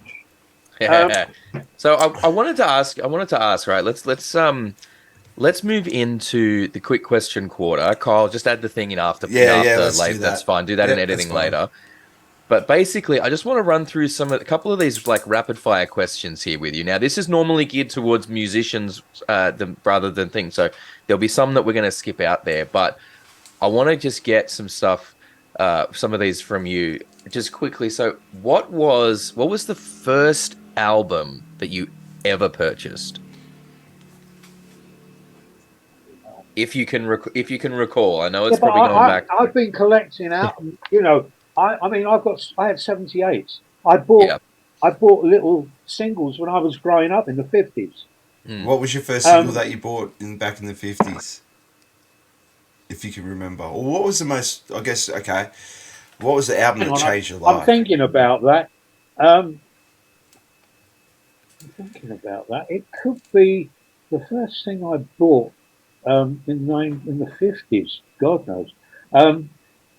I had Peter and the Wolf, the two set 78. We had a radiogram in Mum and Dad's time, and we played 78s, and I think that was Prokofiev, Peter and the Wolf, I believe. I mean, I'm into classical music as well, lad. Yeah. I have to tell you that. Peter and the Wolf is just like, it's iconic. Oh yeah, and well, it was cool. It was three 78 sets. Well, they're not vinyl, but three of them. Bakelite, I think. Three. The set was three. I also had Tubby the Tuba. I mean, I was like all of 6 or 7 years old. Mm. We didn't have television when I was young. I was born 4.5 years after the end of the Second World War. There was no television. It was all radio and nothing else. And most of the, time people gathered round Sunday lunch time and put the radio on, and we'd be listening to, you know, sort of radio shows that were humour of the day. Mm-hmm. And most of them were done by ex-military, personnel that were in Civvy Street and broadcasting. There was a kind of a pretend RAF station called Much Binding in the Marsh. Much binding meaning much moaning. And, you had the group captain and blah, blah, blah, blah, blah. And it was all this sort of stuff. And some of the future stars of the Carry On team, which you've heard of the Carry On films. Yeah. Kenneth Williams was one of the great, names in that. And some of the others, Bernie Breslaw, these people all started back then in radio. There wasn't such a thing as pop music. It hadn't actually been invented. Over in the United Kingdom, we only had 2 or 3 radio stations. They were all BBC. Yeah. We didn't even have independent stations till the Pirates came along in the early and mid 60s. We had the Home Service, the Light Service, we had long wave, and we had the World Service. That was it. And a lot of the time it was just talking. There wasn't even music. Saturday mornings, there was a kids' music program for a couple of hours where they played kids' requests. But, that was it. There was no television until 1957 when I was 7 years old. And even then, it used to break down all the time. The TV screens were about that big. On a unit that was like this big. Yeah, and only one person in the whole road ever had one anyway. And it was a funny life back then. We did different things. We used to go to the park as kids, and Saturday morning kids cinema. That was a big highlight. Life was different. And here's the thing that I was talking about earlier. Look, up until the 60s, when independence finally approached the youth and teenagers were invented, we all did what we were told. We dressed like our parents. We only spoke when we were spoken to. We did our homework after school, had tea, and went to bed at 7:30. And this was the life that was constructed for children before the Second World War. And it never changed after the Second World War. You had to wear what they bought you. There were no fashions for children other than miniature versions of what your parents wore. And you couldn't argue with them. You weren't even allowed to speak to them. Everybody of their friends were known as either uncle or auntie. And it was a fucking terrible, terrible time for kids. We didn't know it then. No, we just lived that life. No, they didn't know any better. You didn't know any better. No, there was no alternative. It's only when a bit of independence came along, when young guys returning from the war, and those ascending into teenage years got post-war jobs and had some money and therefore had some independence. And it was only then that things started taking off, especially with the incoming tunes of rock and roll, the first rock and rollers from America. The British had a few, but really and truly, Gene Vincent, bloody Cliff Richards, do me a number. I mean, they were, we had a few, but it was really the Americans who. Well, it was all coming out of like an evolution of blues anyway. Yeah, it was a mix. It's a mixture of country and blues. And by the way, I will have it said, it's in my book anyway. I'm afraid that if I upset anyone with this, I'm sorry. But it's not Elvis Presley ever for me. It was Buddy Holly, who was far more important. A revolutionary evolutionary. No arguments here. No. No The arguments speed. here. Elvis Presley The was speed the man nothing had. more than a puppet of Colonel Sanders, as I call him. Yeah, Colonel well, Parker. he You know, was helpful in the draft, old Elvis. yeah, I know that. I do, I do know that. But you know, Buddy Holly was a completely different person. He was as serious about the music back then as we are in our way today. What Mm. Buddy Holly achieved in 3 years is nothing short of a miracle. He also was the man who invented the overdub technique in studios. Oh, wow. And he also was the first person to actually record fully his own songs. You know, they tried to make him sing only and use session musicians. And they also tried to bastardize That'll Be the Day into a hit country number. And I understand that Mr. Holly whacked the producer for that and walked out the door. Good. That was not in Lubbock, that was somewhere else. Lubbock, Texas, of course, where he was born. Mm. But I mean, to me, Buddy Holly is one of the most important and influential men behind the 50s rock and roll explosion. The other man Absolutely. that is my hero has to be named as the American New York DJ Alan Freed. He is the man who actually invented the term rock and roll. Oh, wow. That is what they called him, and that's what they called it. And Mm. Alan Freed had to deal with the American tax office. Parents accused him of bewitching their children, that Satan was in the records, that it was defying decency, and in the end, they took him off air. They impounded all the takings on the first annual rock and roll concert that was held in New York. Jerry Lee Lewis and Chuck Berry were on the bill for that sort of a reunion show. The IRS took all the money, so the artists couldn't be paid. No one was allowed to get up and dance. The police started hitting people with truncheons. No. Yep. You need to see a film called American Hot Wax. American Hot Wax. Hot Yeah. Wax. That is Alfred's story. Alan Mm. Freed's story. Awesome. We'll And it's definitely make sure accurate. we check. We'll make sure we check that one out. I'm going to check Absolutely. 100%. I know of the movie. I haven't seen it, but I know of. The soundtrack is phenomenal. Getting on Something getting on to viewing for me the and the wife question here. tonight. Sorry, I'd like to. I want to ask you as well,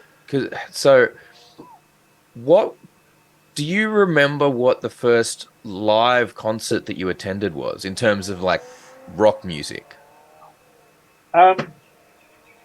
Now, yes, I think it might have been. Now, just let me think about that for a minute. It was The Who. I saw The Who and the Rolling Stones in 1965 at a venue called the Roundhouse in Camden Town, London. The charge was about 5 old shillings and sixpence, which equates to about 28 pence sterling today. I think that was the first show. I was probably 15 or something like that. Wow. It was before I got the jobs in the London clubs. Mm-hmm. I was underage anyway. And subsequently, I tell you what, I've missed out one of the founding fathers of the sort of rock movement and blues movement. Alvin Lee and 10 Years After, they were my favourite band back then. And they appeared at Woodstock with a number called I'm Coming Home.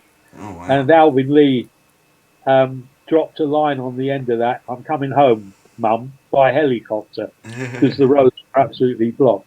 And of course, I used to go and see 10 Years After whenever I could.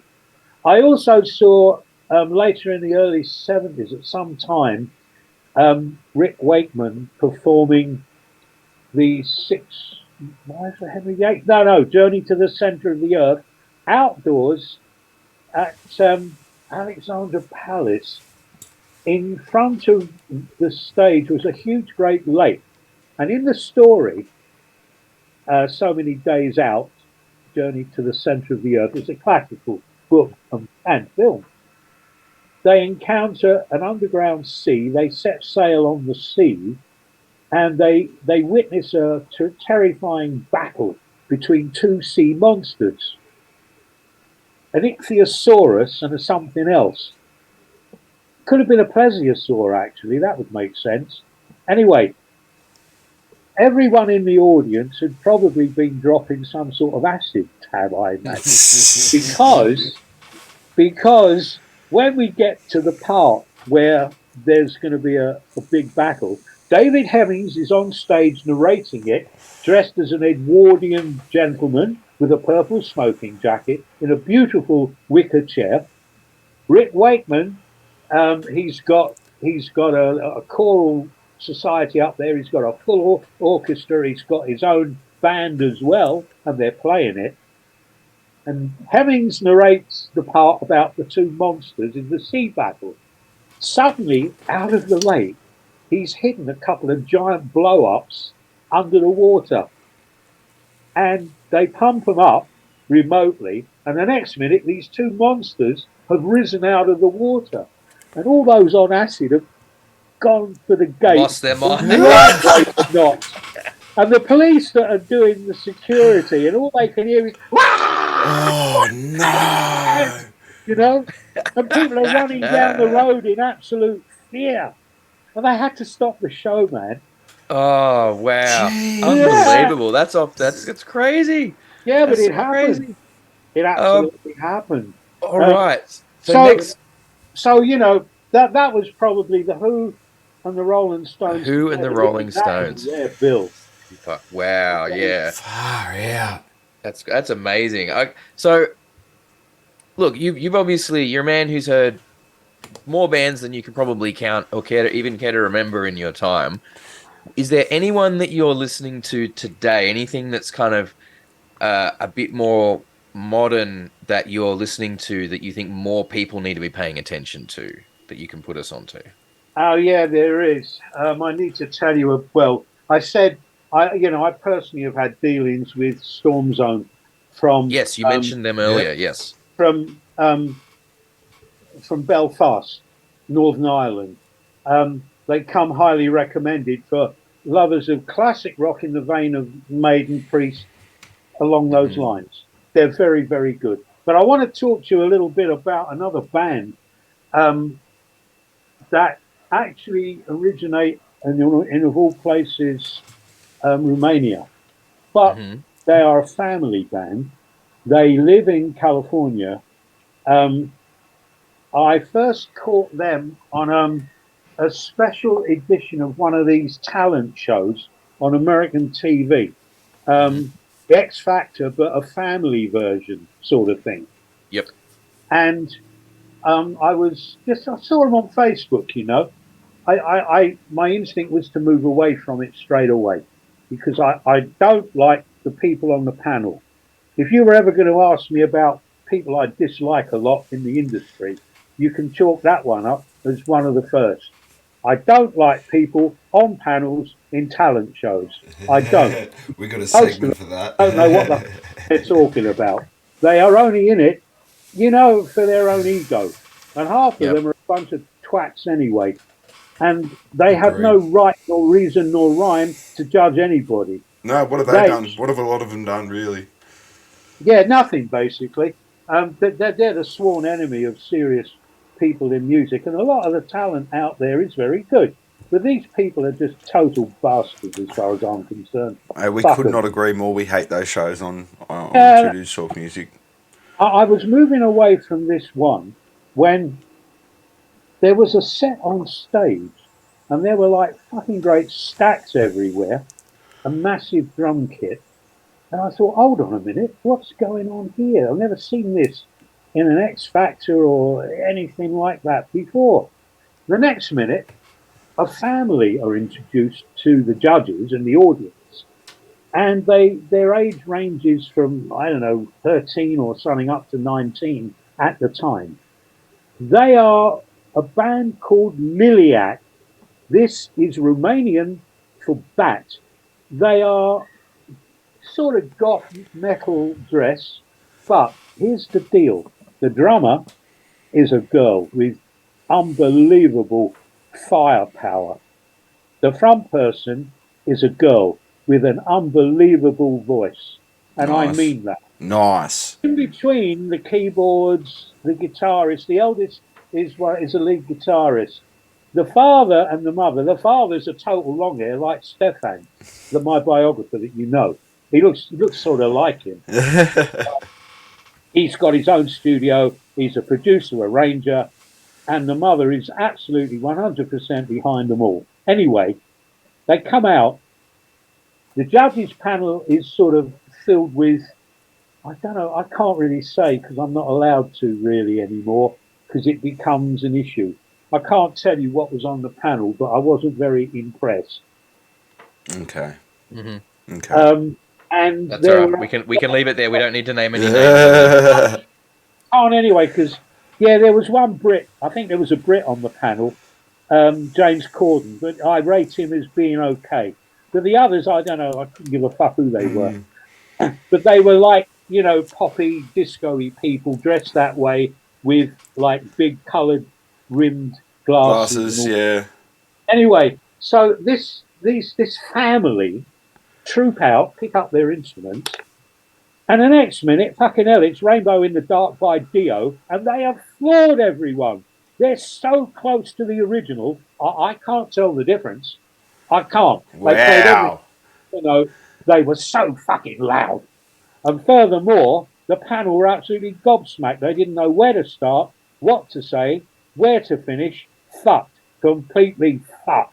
And I just loved it. And I thought, justice. Now that's What was that band name again for them?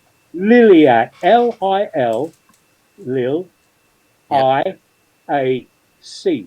They have they've got a unique aspect to their shows. They haven't left America yet. They desperately need to. They don't only do their own stuff, and by the way, they've got a promo vid out for their ballad, Sail Away. You need to see that. Sail Away. They do Right. what they've done, they major in something that for all the years I've been around was always kind of sniffed at badly by the industry. You can't be in a band and play covers. You need to be original. Well, this band do play covers, and they play Maiden covers, and they play Aussie covers, and they definitely play Dio covers because they've got the blessing of the widow of Ronnie James. Oh, wow. That's know, great. it's That's That is amazing. unbelievable. Yeah, that she gave them his stuff, some of it when he passed. They're that good. They do it that well. Oh yeah, oh believe me, they do. Oh fucking hell, do they I've do? got so But much here, to look at. all the numbers they do belong to my years. They're from 40 years ago. They are providing in their set so that people that never ever heard the originals and never saw the originals actually can go to a Liliac gig and hear them just as they used to be delivered. And they do it interspersed with their own songs. Well, you're That's seeing it a lot now with like even TV and movies. Like you have a look at what happened with Stranger Things. Like when utilizing Metallica and Yeah, opening and that like up to a new audience. and that's why I think some of these period piece TV shows, when they use the music correctly, it can really branch out for old bands and stuff like that to get their shit reheard again, which is a great thing. Oh, I mean, a lot of these people have passed. Some of them are dead now. I think, having come from those times, that Liliac are providing a great service, and they need to be on a bigger stage. They've got their own material, they've got their own albums out, but they do drastically good covers, man. And that girl, fucking hell, you wait. Yeah, I'm going to check them out as soon as we're finished here. I spoke to what is known in their side of it, Papa Liliac, the father. I actually had a chat with him, not by phone. I did it on Messenger. Oh, nice. Actually, Stefan, we found them. I told them that I've been watching them from afar, and that I felt that I wanted to give them some encouragement. And Stefan's in a position quite easily to, If the money's there and the time's right, he can get them over to play one of the German sort of festivals. They Mm. need what they need is a fucking good support on a big. Mm, That's what they need. I spoke to Steve about it as well. I've said to him, listen, Steve, there's a band out there, but Steve's old school. He prefers support bands that play their own stuff only, and that's the old way. But they're playing him. yeah. They are infusing the great tunes of yesteryear in a new generation. And it's working, gentlemen. I Mm. have seen on Facebook kids as young as 6, 7, 8 picking up guitars bigger than them. Only the other night, an 8-year-old girl behind the drum kit, fuck me, she was pounding the hell out of it. I mean, what's going on here? It's wonderful. Yeah. All There's these It's going to organizations, be beautiful. I mate. love to see it, and I love to see that continuing Resurgence. on, and that yeah, that just that those classics getting passed on with that newer generation, and they're embracing a lot of that music, and it shows how timeless a lot of it is too. oh, totally, And it absolutely. kind of it's just it was because these bands were kind of the first ones to some of the first ones to do this type of music, Yeah. and it really sort of cemented when you're on the cutting edge doing something brand new like that. It's you either are going to be really really good at what you're doing, or you're going to be trash, and no one remembers the trash ones. So all of the ones that were extremely good at what they were doing and were on that cutting edge, we're just creating music that has appeal that is going to last. It's been what for some things it's been 50 years, and it's going to last another 50, 100, Mm. 150, however, And however some long of them until are we all still nuke so ourselves. relevant. Like the relevance of most of these albums is just they sat well then, and they mean just as much now when you have the re-listens. I mean, look, I agree with everything you're saying. I mean, I have actually custom built bands at Samurai Studios too, actually, Venture and Flight 19. And I've got sad tales to tell about Flight 19, which is kind of leading me to another one of my pet hates, already sort of scathingly jumped over, but I will come back. When I was in Portugal working with the band over there, and I mean, I've been their producer arranger through, Christ knows, about 30 years. God knows how many albums. What a fucking pain in the arse they were, but they were good. Um, I actually, feel that they're not these kids of tomorrow. They are not just keeping alive the legend of the musical past, but they are keeping music live. They want to play real instruments. They Yes. don't want to pick up the disco shit and the electronic crap. They want to do it for real. And Mm. thank God they do.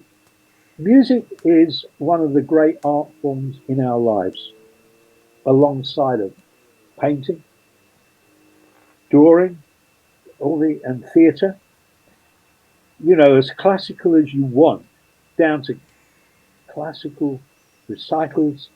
This is all about the warmth and the greatness of humanity. And to lose the idea of live music stabs me through the heart, which is another reason why I would fight to the end of the earth for my beliefs to keep music alive. And those that would stand in the way of these wonderful potential heroes of tomorrow, I warn you, your way will always lose. You can never stop creativity. As high and as mighty as these little kids are showing now, you will lose. You Oh, will definitely Mm. lose. I'm going to clap that. I'm going to give that a big clap Yep. because I tell you what, But we feel the exact same way here. There's nothing like live music, and you talk about art forms, and this is I think we've touched on this on the podcast maybe once or twice before.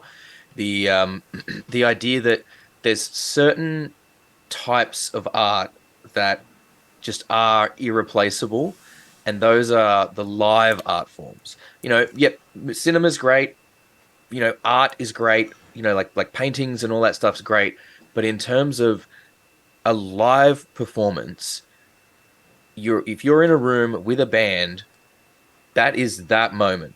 That's not repeated. No matter how much they might play the same set on a run of shows or whatever, like that show is unique.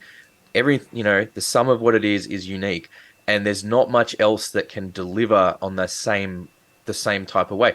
You got live theater, yes, okay, we could put that down there, and you've got maybe like poetry, because when it comes to poetry being read and performed and presented in that a live capacity, there it comes down to the vocal performance and a bunch of other factors in that moment. But there's not much else in terms of entertainment or art forms that presents the same way as a live performance of some kind. And it's just It's a a quality that spiritual cannot be experience. replicated. Here, Agreed. It is here. 100% a spiritual experience. You know what I mean? And furthermore, it's an experience that you share at the time with your fellow man. You stand there or you sit there in a concert hall and the atmosphere goes sky high and everyone's getting off on what's going on, and there's a kind of a mutual enjoyment situation. Yes. And that is all part of the live experience. Mm. And I would, stand anywhere and everywhere to support these incredible kids of the future. And I also take my, invisible hat off to their parents, the teachers of these young ones. I mean, there's so many of them on their Facebook. Yeah. There's a girl of about 10 years old playing a range of guitars. She plays blues. Oh, she doesn't just play blues. She plays blues from the 1920s. That's what she does. And I mean, and she's incredible. The damn guitar, the Fender that she favors, is bigger than her. And her hands. There's a little bass player out there in America. She is phenomenal. Father's got a studio. She's only 10 years old. Oh, I think I saw her just recently. She plays with a little 3/4 bass. She actually has an electric bass that actually fits her. Phenomenal musician. Oh yeah, that's her. I mean, Earth, Wind and Fire actually did a thing with her. Wow. They were a band, and the organisers of this TV chat show arranged for Earth, Wind and Fire remotely to join, the party. Wow. And they came out and chatted with her and everything. But she plays rock too. I've seen her do stuff that's just incredible. That's a beautiful thing. As much as we hate sort of like the way the internet treats the industry, it has given these young musicians such an outlet to go back and find all this old school stuff, and really appreciate, like, whoever would have thought an 8, 9 or 10-year-old would be able to play something from the 1920s in this day. Like, you go back 15, 20 years ago, that probably wouldn't have happened unless you were like a classically trained teacher or something like that. Made it happen for sure. Yeah. I'll sorry, we're down to under 2 minutes on the thing, so we'll have to jump into another one there. Yeah, let's go. Let's do it. To wrap things up. I'm really actually enjoying this with you two, because awesome. I find a kind of commonality between us. We're that's great. We have the same beliefs. Mate, we do everything that you stated in the first part of this podcast. I sat here and I went, this is the exact reason why Raph and I do what we do. Yeah. Because the last thing we ever want to see is kids stop doing this and aspiring to it, and the live shows end. We never want to see it. I'm just, once you jump up, I'm just going to duck to Before I forget, I have to tell you a little story concerning Bon Scott. Yes, you did mention something about this. Okay, I've got 207. Just let me write this down. Cool. Oh, thank God for a beer. I'm just in the mood for one. Is that a Budweiser? I actually, I feel like we're in the same room there all together, just having a chat. This is one of the best interviews that actually I've had for a very, very long time. Oh, dude, that means the absolute world to us, eh? No, really, man, because we feel the same. We have so many areas of commonality, and your passion is like mine. We have a That's what we do it time on. for. That's That's why we right. do it. We're here. We just, Kyle and I are both musicians, performers in our own rights. We've been in bands on and off. We've done music on and off, and we, but the fact that we're not, Kyle's kind of I'm out. not doing as much of that these days. I'm still going with stuff, but What do you play? we do this. What's your Yeah. instrument? I used to sing. So Kyle's a singer, plays a Uh-huh. little bit of guitar. I now play bass in various bands. I have done some backing vocal stuff as well, but yeah, like we're musicians and we're passionate about. We wanted to do more about it, and just what's a way we can expand our horizons and meet new musicians, meet new people, find just Get that's new and that's why we ideas. called it, Two Dudes Talk Music, because we're two dudes talking about music, which is something we're passionate about, and we want to like spread that passion. We want people to understand and embrace music the same way that we have in our lives, And because it's been such an important we could part. cop Oh, out and absolutely. try and get all the like big internationals and stuff like that. But like you were trying to do back then, it's trying to cement a foothold into the local scene and present what the local scene has to offer. Because anytime we get bands over here, it's big bands, so they're filling out big places. It's a lot of the smaller places that sort of get overlooked where you find these bands, and if you can, we'll go off the whole theory of if you can conquer your own backyard, you can conquer the world, especially in Australia. I mean, I have no inkling of an idea how the scene or situation is in Oz. I mean, it's it still is far, far away for most of us, or I think that way because I'm of the generation Mm. that comes. Listen, It you is. know, It's when far. I was a It's far. kid, if 24 you hour wanted to flight. go, yeah, when I was a kid, you couldn't even fly it Mm. unless, well, we had a Constellation, I suppose, and a couple of DC-6s. But I mean, basically, people went to Australia on boats back then. Yeah. After all, it was just after the war. I think there was an Empire flying boat that we had. Well, it was a wartime Sunderland, and they were sort of long range. But no, I mean, flying was for the very rich back then.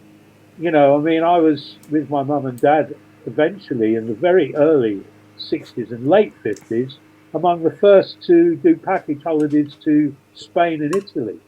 We flew in old aircraft that really were Second World War transport aircraft. It took us 4.5 hours to fly down to Spain. These days, it's 2 hours 15 minutes. Hmm. We went through the storms, not above them. Mm. Um, it was a completely different thing. So Oz has always been a very, very long way away. And then, of course, ACDC turned up, Yes. and we didn't realise at first, when we first heard of them, that the young brothers were actually Scottish.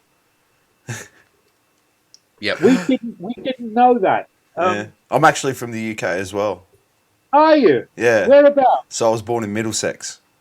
Oh my God! I lived in Middlesex for Yeah. millions of years in a place called Stanmore. Okay, I can't remember where my granddad's from Crystal Palace. John English.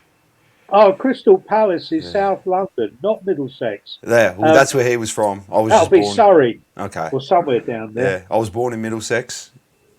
That's Right. all. That's what it says on my birth That's, certificate. that's interesting. I wonder where.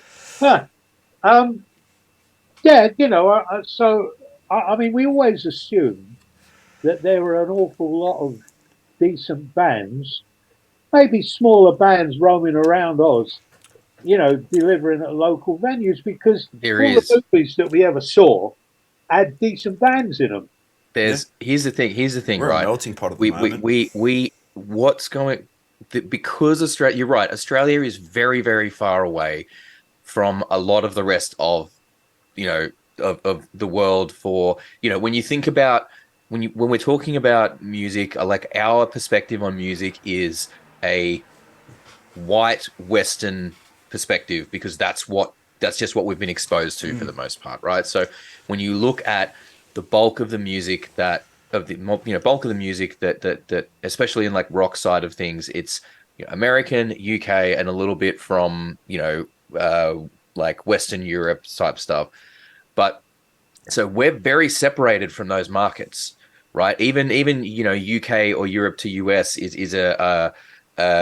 it's like what 8 hours or something on a flight nowadays, whereas Australia, like we said, it's minimum Actually, East Coast is about 6.5, six. 7. Yeah, see, Okay, It's so about from 10.5, 11 from the UK to the West Coast, yeah, San Francisco, say, so or so LA. from us, so basically when you're talking Australia, you're talking 24-hour flight. 14, 15 hours at a minimum if you get a direct one. If you got a stopover, you're usually looking closer to 24 hours. And it's so far away from all of that. And within Australia, the markets are so separated. Like you're talking, you can't, it's not like in the US or the UK where you can play a town and then the next town is 2 hours drive away that you're going to play, right? Like if you're doing stuff, you have to be, if you're driving, you're usually talking 5, 6 hours minimum to the next town if you're lucky a lot of the time. And if you're doing, when bands come over and do a tour of the capital cities, it's flights between them all because to Yeah. drive it is just not viable. To drive it, you're doing 12 plus hours at a stretch to get from one capital city to the next in a And then lot you of got the whole cases. thing. You And it got to just take your gear and logistically, yeah, and you get some the great gear bands and the over equipment, here, and and it's impossible for the and bands to get over to those countries in yeah, and itself. the sheer amount of talent, and I will never ever shut up about this. The amount of talent that exists down here that just is limited by the reach, by the market size here, and the reach. Yes, the internet exists, and that's fine, and that helps with reach and expanding it. You've got bands like Stand Atlantic that are really making waves, that are an Australian band, and they're sort of starting to push out into the wider thing now. But there's so many bands down here I'm seeing and performing with on a local level, and you're like, if you were in, if you were in the UK or the US, you guys would be mega stars with what they're bringing to the table. And I mean, look, I'll send you once we've finished everything here and we're doing that. I will send you a list that is pages long of bands that you can check out for that have got stuff happening down here, and it is unreal the amount of talent that's happening down here, and it is Australian market. Like if people are in the industry trying to find the next big thing, look at what Australia is doing. Look at the bands that are happening in Australia, because I guarantee you these bands have the potential to be global Oh sensations. yeah, and I mean, if I you want to have sit, go on. I have an idea for you about all this. Yeah, I mean, I've never stopped fighting for rock and roll, even though by any standards I'm an old geezer now. Obviously, got to be at nearly 74. But I happen to know that my biographer that you know, Stefan Duras, Mhm. he has a very good ear with the guys that organise the Wacken 5 day festival in Mhm. Germany, which you will have heard of. Oh, Yes. 100%. That's Mecca to Now, us. That's Mecca as metalheads. yeah, well, it's the big central pan-European festival these days. Um, I mean, we have download. I actually compared the first Monsters of Rock festival that became download in 1980. I Yes. I compared was that. that was something I was going to ask you about as Yeah, well. all right. Well, look, let's hang on a minute. Yep. Let's try and help you. Look, what you should do, although Stefan is kind of real busy with Paul Diano, who has a few problems of his own, really, medically speaking, as you Mhm. know. Um, it takes up a lot of Stefan's time.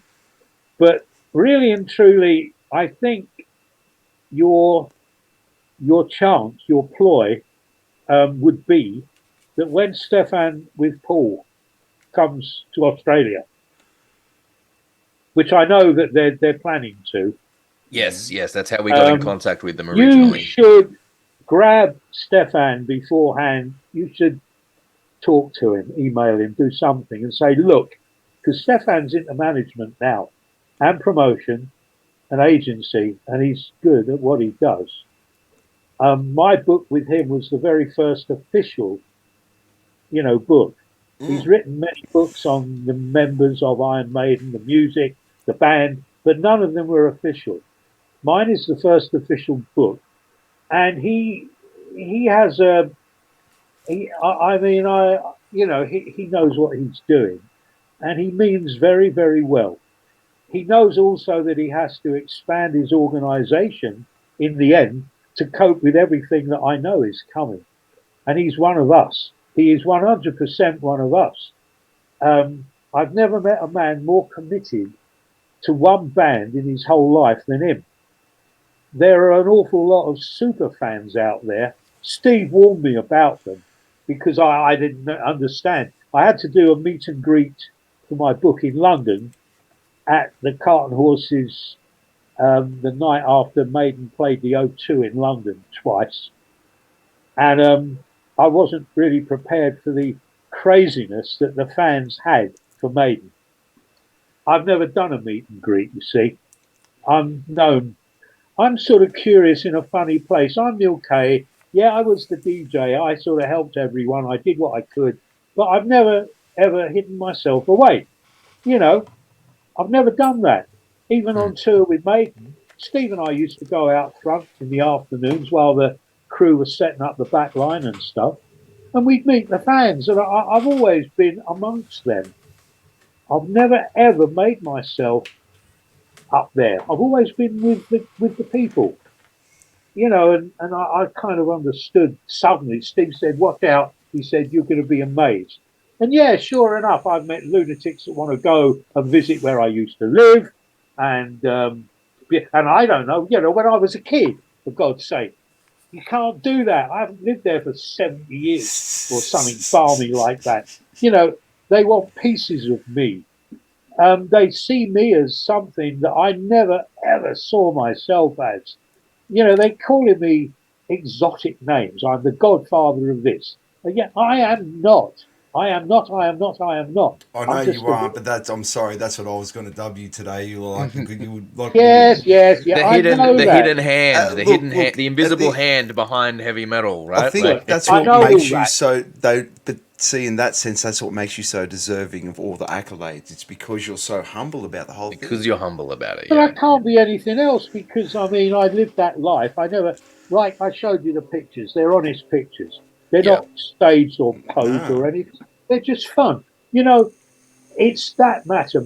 It's down to my father, really. If you want the truth, from a very early age, my old man wanted me to go in the Royal Air Force when I was still at school. He wanted me to go flying. He wanted me to have my hair cut short. He wanted me to wear a uniform and do as I was told in the RAF. Unfortunately for him, the 60s came along. He was of the generation that immediately left cessation of all understanding of music the day the electric guitar was born. He's all right with Glenn Miller, who I like as well, but he couldn't fathom anything to do with the 60s. And I was completely taken by the 60s, like millions of other kids of the day. And instead of, working on my exams, and I went to a British public school like Bruce did, only my one was founded in 1536. wow. Fuck. Well, yeah, right. You've got the picture. I didn't want to be there. My Yeah. father and mother made me go there. I hated it. It's in the book. So you know, I never. My dad said to me that if a job is worth doing, you must see it through to the end, no matter what happens.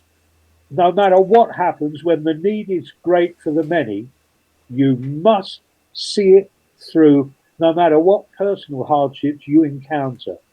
You must finish the job. And my dad volunteered during the war for the Royal Air Force in 1942. He was 18. He and a friend of his went in together. He initially was a flight instrument engineer, a ground service chief for the cockpit instruments. But in 1944, he was so fed up not doing his bit for the war that he volunteered for aircrew duty, thinking he might become an air gunner. And in actual fact, when he went away for 3 weeks of tests and exams, they said to him, "Your mathematics and physics are so good, we want you to train as a navigator." Gave him a flight sergeant rank, and Dad came back and went to war on the Avro Lancaster over Nazi occupied Europe. Had some really hairy. I never knew anything about it until about 2 years before my dad passed. Um, and, the stories started coming out. And, he told me about one trip that they had coming back from Berlin. A night fighter attacked their plane. They had an engine on fire. Somebody was injured. It was a miracle they got home at all, and things like that. And when my old man told me about all this, then he said, "Well," I said, "Well, did you, finish in 1945?" He said, "No."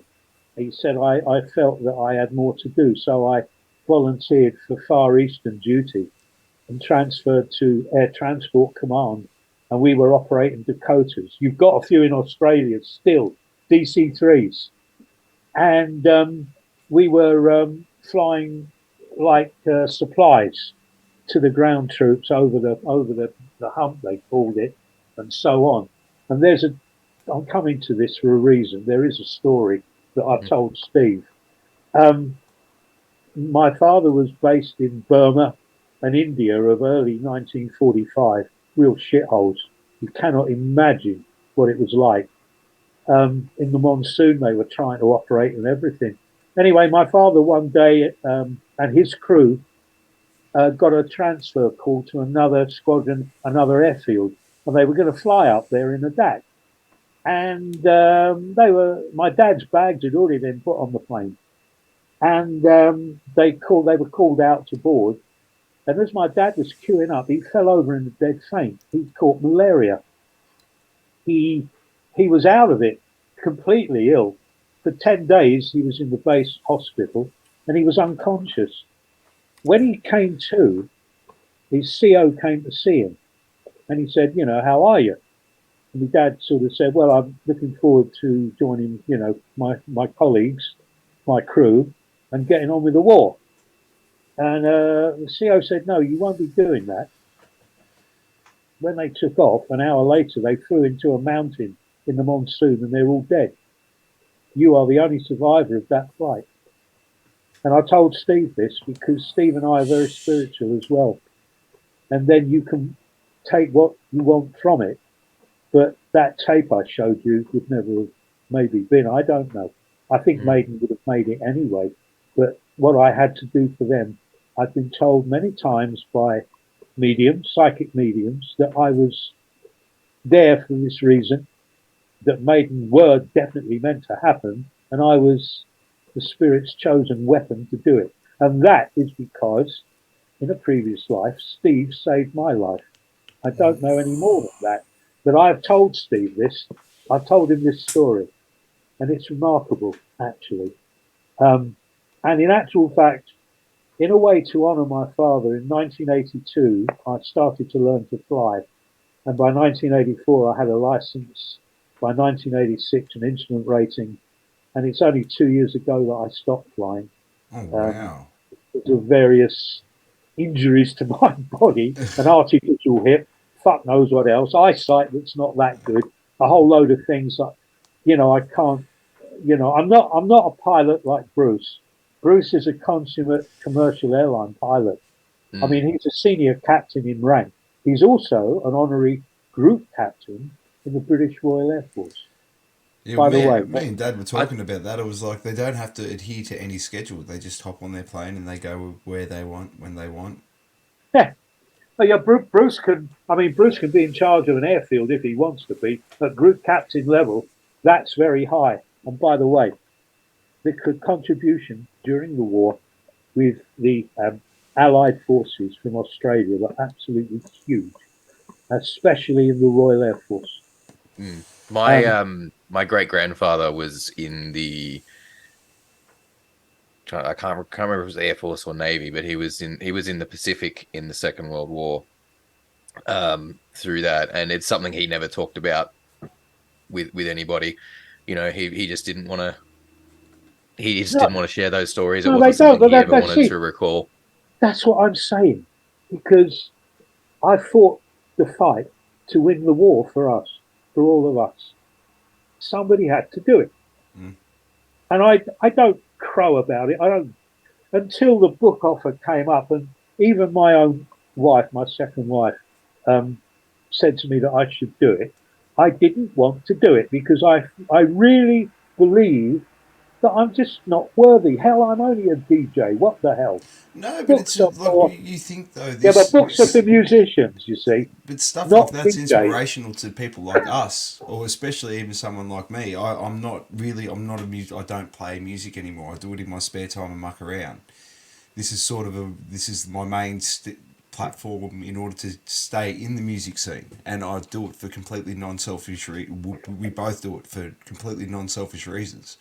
We don't want the accolades. We just want to see the music scene be everything that it can possibly fucking be. Mm, That is all we yeah. want Well, from this. We you're want people fighting. to Well, appreciate it as much as we do. And one thing I love is that you're planting, the trees you've planted now have set waves for people like me and Raf and any other podcaster and any other interviewer out there. look. You're fighting the good fight in today's world. My war was fought 40 years ago, Well, really. you did Um, not have the outreach that we have. Like we appreciate you fighting that fight so much. well, I mean, I wish. Um, I absolutely wish that. Oh, hello. What's happening here? Hang on. That's Oh, it. No, I'm not leaving the meeting. Cancel. Um, I. I mean, I wish that I had all the accoutrements of the digital age that you have today that I would have enjoyed back then. But here's the thing: this is the intensity that I had with and rapport that I had with everybody back then. Because I was like you, one of them. I was one of them. I mean, my bike club members, I didn't want them to treat me any differently than any of the others. They voted me a president because I was good at organization. That's what I do best. I used to lead a run or a ride, maybe 120 bikes down to the coast for the day. And I really enjoyed that. That was one of my ways of relaxing. Just being with mm. the guys and girls, having fun. I'm just one of them. I've never considered myself anything special. I really haven't. It was a job. Somebody had to do it. And I guess, had the balls to stand up and be counted. But beyond that, I never considered, Stefan kept on and on and on and on at me. And I kept saying to him, listen, you're not going to sell any books because no one knows me. No one cares about me. And I haven't done anything that big. I just worked. I delivered Mm. what I had to do. Yeah, but It your was, name would have kept on coming up. That's the reason why you got asked for the book. You obviously And made it. and You cemented yourself that hard that your name kept and on coming up in interviews. yeah, and I think that for someone who has this is the reason why when the opportunity came up to have you on for an interview was we immediately knew, and like, yes, okay, full disclosure, I was not familiar with, your name and your role in the history of all this No, but the reading prior was to fun. getting the email with the offer about it. But as soon as we were like, okay, cool, let's see, who Neal is. As soon as I looked, I'm like, yes, this is a guy we need to talk to because this is someone who was there through it all. You have been witness to and party to the rise of one of the most controversial genres of music, one of the most groundbreaking genres of music. And while you may not have been playing the instruments and it being in the bands, you were in the trenches of it. And well, I had you a funny helped, position. I was in the middle of everything, but yes, I you were mean, at the I cross knew, section of it all. I knew that. Eventually, I realised that always it was business first. I had to put myself in a position that I wanted to be able to walk into a record company without having to go through the hell of waiting 5 years and then declaring who I am. To be Mm, able to present bands demo tapes. That is what it was all about for me. The Ted Nugent thing helped hugely. After that came out in all the music press, I could open doors. And it was about opening doors. Look, the band Riot from New York City that I absolutely love, Billy Arnell was their manager at the time. He lived on a houseboat on the Hudson River. He contacted me because he'd seen that article in Sounds written by Jeff Barton. He sent me the tape of the current Riot album, Rock City. He said to me, play it in, let me know what the kids think of it at the bandwagon at the Sound House. I said, all right. By then, I mean, we had to write letters. There was no emails. There was none of that. And if you pick up the transatlantic phone, it was expensive. But I used to, he used to call me. Some of these people used to phone me in the end. Anyway, he contacted me. First of all, I contacted him. Warrior was the track off that album that really hit the Sound House. And Rock City was a damn good one too. And I contacted Billy. He went in the charts, and my chart, I was invited to submit a chart to Sounds every week that was made up of requests at the Sound House, at the bandwagon, that I'd make the kids write out their requests every night. And if I could play them, I would, if I ran out of time, but I did my best. At the end of each week, I'd take home all the written requests and I'd formulate like a top 20 chart. No shit, that's like market research before there was market research. I don't know about that. I just did it because I thought that was the thing to do. And I wanted a night a week. Oh, I've got to tell you, I got 5 nights a week as well. That's coming. That was incredible. I wanted a chart night at the Wagon so people could come down here, the new chart. And I put in all the demo cassettes. I would play the demo cassettes sent to me by all these different little bands to the people at the Wagon, to the crowd and the fans at the Wagon. And I'd say to them, listen, you lot, I've got this tape from another band, they're from wherever. I want you to signal me at the end of the track I'm going to play you if it's a goer or if you don't like it. You know what to do. Scream your head off if you love it and just be silent and thumbs down if and you don't, and I won't play it to you again. And I want to know what you think. It's very important to the musicians. And I used to do that. I used to do that most nights when I was playing demos, you see. No one else would play demos. I would, because that was the future. I needed the other end. I needed the openings in the record companies. How the hell was I going to do that? Well, through the Ted Nugent thing and the press. Then I invented this thing called Headbanger of the Year, and we used a judges panel made up of the Sound House, and we judged these, what they call air guitars today. But of course, my fans were absolutely brilliant at it, and they weren't performing like fucking gibbons. They were doing it for real. And then along came Rob Loonhouse with his hardboard Flying V, no strings, with a whammy bar on it. And he was the first to do this. And then I saw that. We held the contest. A guy won it at Christmas. Always hold these things near Christmas.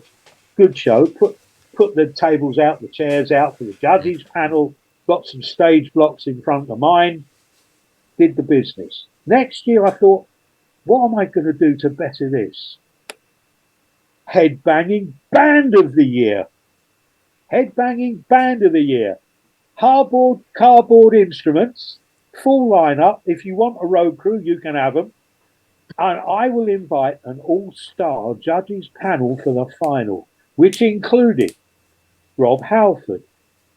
It included members of Iron Maiden. It included Judas Priest. Motorhead, Lemmy came. What? And Filthy came. Yeah, it's in the book. The pictures are there for everyone to see. I'll go on Jeff Amazon Barton straight came. after. It was a night to remember. There were others. There were 2. Steve came from Maiden. I had an all-star judges panel basically for the final, and Rob Loonhouse by then had formed a headbanging band which he called Willie Flasher and the Raincoats. Really And flash. by then, hang on, Loonhouse has got a double neck cardboard guitar, Oh, so he's got the like 12-string six of the cardboard 12, guitar. and he's got cardboard keyboards in front of him. Oh no, There's that's a cardboard awesome. behind them. There's cardboard 4x12s. The drummer manages to kick his kit over, and they're miming to "Kill the King Rainbow," I think it was. Oh, And in another band, the Marauding Hedgehogs did a Judas Priest number, and there's a line in it: "Get down on your knees, if you please." It might have been Exciter, or I can't think of the track. But Rob Alford's sitting there on the judges' panel, and the guy that's miming with a cardboard microphone sinks to his knees as the line comes up, slides forward, and sticks his cardboard mic right in front of Halford. Fuck me, was that funny? oh, It's Exciter. That's the Right. one. Yeah. And it got even more interesting. We got such brilliant press coverage from it. I invited all the press. Well, I put some of them on the judges panel. You know, that's the way. And of course, the music press next week was absolutely full of it. And that is how I managed to get access to the record companies. I could just walk in the door. Back to Billy Arnell and Riot. Billy contacted me very upset. He said, "You know, we're with Capitol Records over here, and your British version under EMI's flag, they won't release the album. They don't think it's going to sell." I said, "You what?" He said, "They won't, and we're coming over supporting Sammy Hagar on tour." And well, I said, "Bill, you better get the boys down to the bandwagon straight away. I want a personal appearance with them." And Sammy Hagar came to the wagon with his no. band as well. Yeah, absolutely. Yes, he did. It's all in pictures in the book. Wow. I said, "Listen, Bill, I tell you what I'm going to do. Now, I've met the managing director of Capitol Records before, and I'm going to go up there to bloody EMI, and I'm going to see what the fuck's going on here." And it is a legendary story, and it is true. I drove up there. I went into Manchester Square. They're under the EMI building, Capitol Records, and unannounced, they just let me in. They knew me at the door. But I've unannounced, I've gone straight into the MD's office. I've burst the door open. I've got my American label copy of Riot's Rock City album under my arm. And I've got hold of it and I've slammed it on the desk and I've said, "Why won't you release this?" Oh.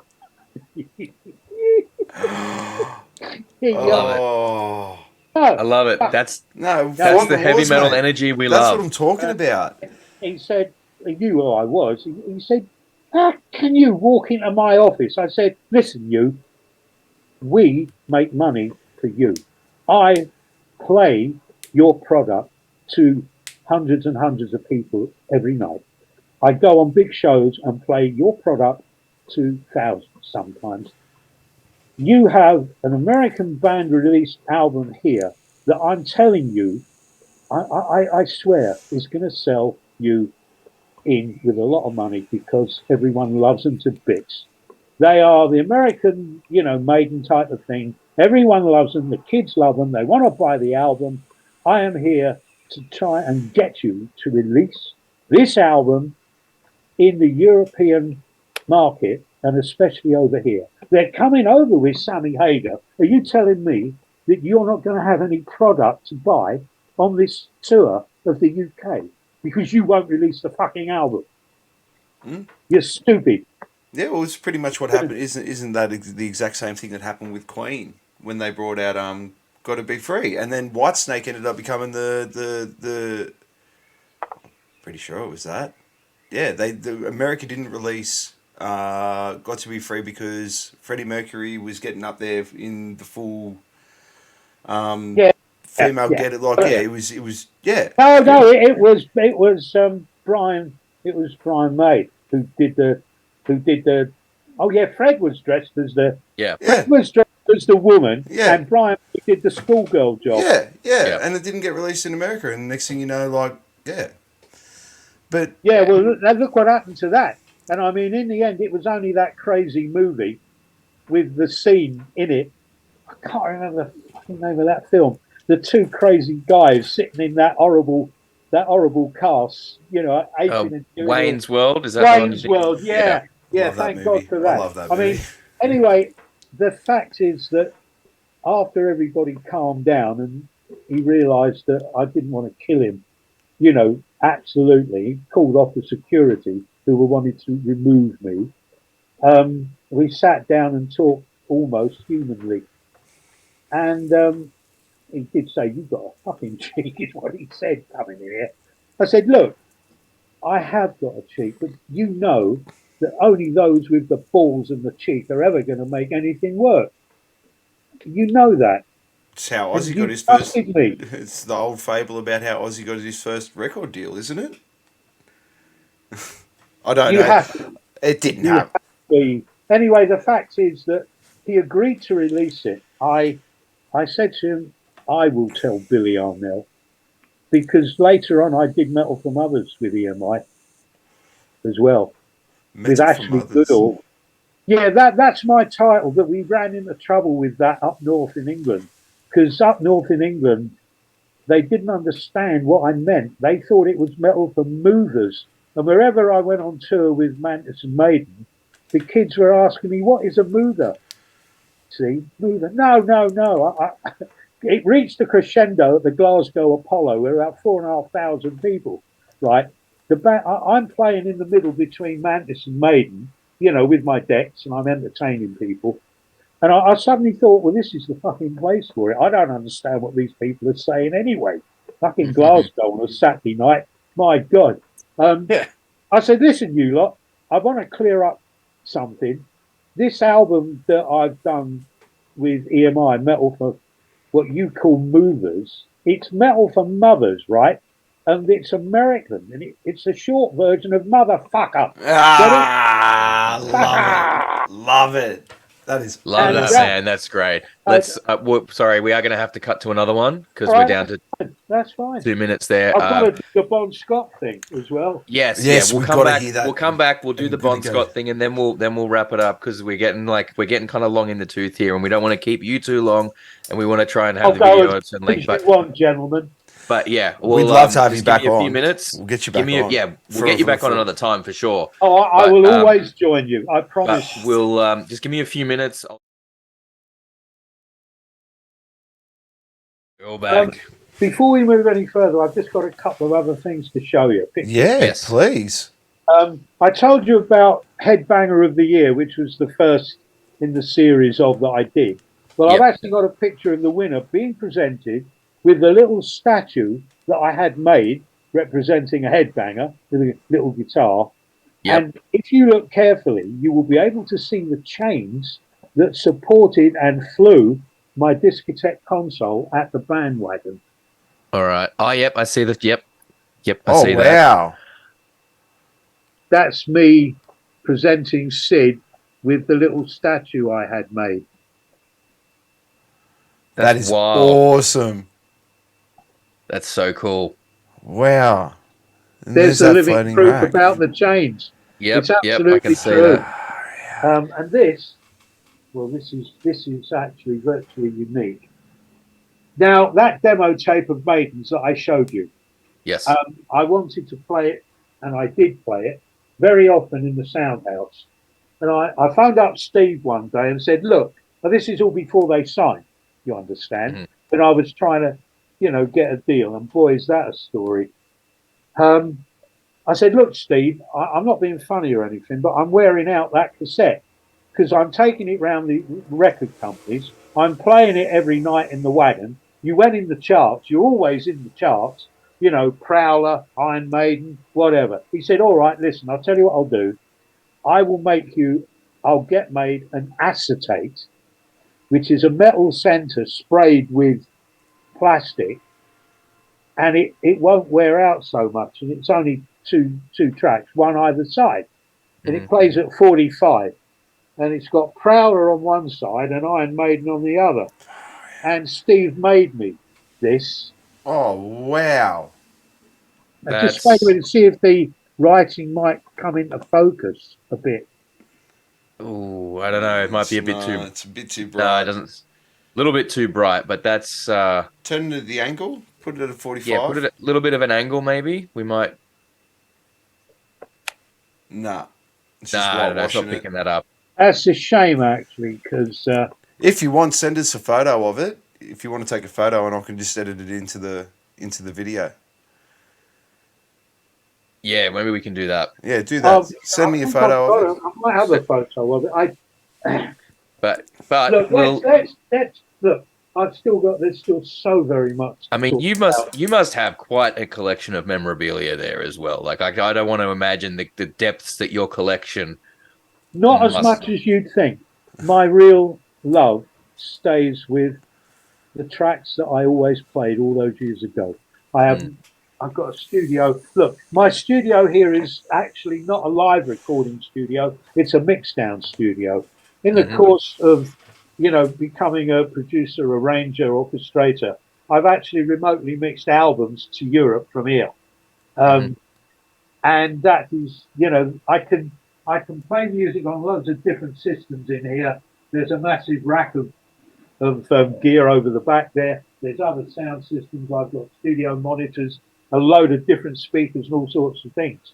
The studio primarily is what you would call a DJ and a mix down studio, and it's good quality, very powerful, can be very loud, but of course that even at old age I like it loud. Yeah. There's That's only one great. way to So- listen to rock and roll. Now, So you mentioned. there's loads more to go. I mean, I've got to Yeah. tell you, in another time maybe. Well, yeah, we're gonna have to get you back. That's no question. I mean, We are I gonna have went- to get you back for another time because there's just there's way too much for us to cover in one I thing. know that. But I mean, I went. you were I went to mentioning Japan. as you got a story about Bon Scott. Yeah, I Yes. want to get talk. to. I want Yes. to talk about it. It's in the book, and by the way, we have to give the book a good plug. Oh, we will Yes, be. absolutely. Recollections of a Rock DJ, with a foreword by Steve Harris of Iron Maiden, is freely available from my biographer, who happens to be in Croatia, Middle Eastern Europe, where he's based, and it's an email job you need to send to him. It's fan club at maiden. It's Maiden. It's at www.maidencroatia.com, and you can buy the book about Neal Kay. Maidencroatia.com. We'll put links up to that in the description and all that cool stuff. There's over 300 pages in the book. It took 2 years to complete, principally because it carries my story from, through school, the 50s, the 60s, the 70s. It covers every aspect of which the Soundhouse was just a part. My story goes from building bands at Samurai, even building kids' bands in Portugal. And I also lectured in the story and history of rock and roll in colleges. I went to Japan on tour and basically came back with a deal for Metal for Mothers 92, which was unfortunately only released. Actually, funnily enough, it might have been released in Australia by the Japanese company Pony Canyon. It was never released in Europe, but I recorded it in a studio in South London. But it was released over in Japan and other territories. So it might even have been available over there. This is, I don't know, about 10 or 11 new undiscovered bands in the 90s, Metal for Mothers 92. Hopefuls for the future. I went out there with Praying Mantis on tour, doing my usual DJ job. Although by then I'd actually stopped working as a DJ and was doing other things. I was managing Samurai. I still had my own show running, but not only a couple of days a week. Well, you can actually, for anyone out there interested, you can actually still get your hands on the vinyl of this. Metal for Mothers, and that's spelt with Muthas. Yeah, yeah, but Yep. that is the EMI one. That's the original. The one I'm now talking about is Metal from Others '92, which was done with Pony Canyon label with the group Fuji Sankey Yeah, Communications in Yeah. Japan. is that it right there? Yeah, that's it. Yeah. Yep. Yeah, that's it. Yeah. That's the one. So for Yeah, anyone that's out there, it. I'll just show you that quickly, just on my phone, real quick. You can actually get your hands on that. So all these stories, including the ghost story when I met, well, I definitely did meet the ghost of um, the man who owned that horse. He was sitting on it at the time. Turpin, Dick Turpin. Yeah, we met him. We had a very strange experience with him. Um, anyway, the Bon Scott thing is like this. Um, sometime in the course of my career, soon after I got thrown out the bandwagon by the manager of the pub there, who had two part-time DJs who were doing mainly weddings and bar mitzvahs and stupid things. Went to him and said, "Oh, we can do what Neal Kay does, and we'll only charge you half the price, and we'll double the amount of people in here." And the manager, being an idiot, believed them. Anyway, we got thrown out in 1980, October the 17th, I think, last date for the wagon. Um, and I'd moved my show. I got offered the use of the music machine, as it was known then, in Camden Town, North London, by the manager, Nick Parker. It was a big venue. It was lovely. It was the old BBC TV theatre. Held about 1,500, old boxes where people used to go and watch the shows, the whole bit. Anyway, I had my show there. And what I did, I every week, I organised a 3-band show. Bands that had not signed, I'd bring them down. I'd work off the floor in front of the stage, give the bands the stage, and I'd compare the night and play the sounds. We had a late license, which we never had at the bandwagon. 10:30 was finished on a Sunday night at the wagon, and 11 during the week until I managed to get a supper license involved there. Anyway, we had the music machine, and friends of mine used to drop by. I mean, I knew Lemmy well. I'd done part of the Bomber tour with him. They sent me Louis Louis as their first banger, and asked me to play it at the Soundhouse, you see. And from that grew a friendship. um, and I used to go up to their office where their manager, Doug Smith, also had girls' school. And they were in a right sleazy part of London. And I got to tell you, fuck's sake, were they ever. And I used to like going up there. They used to give me stuff for the back wall of the club, like big posters and tour posters and all that. And it was really, really nice. Anyway, let me drop by one of my shows one Thursday night in Camden at the Music Machine.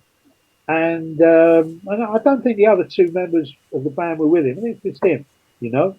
And I did the night, came to, just check out, have a few beers or whatever. At the end of the night, when everyone had gone home, Mick said to me, "Well, Lemmy wants to stay on, and Bon Scott's with him. And I'm going to stay on for a bit because they're playing pool. Do you want to go and join them?" I said, "Yeah." I didn't know Bon. I'd never met the guy.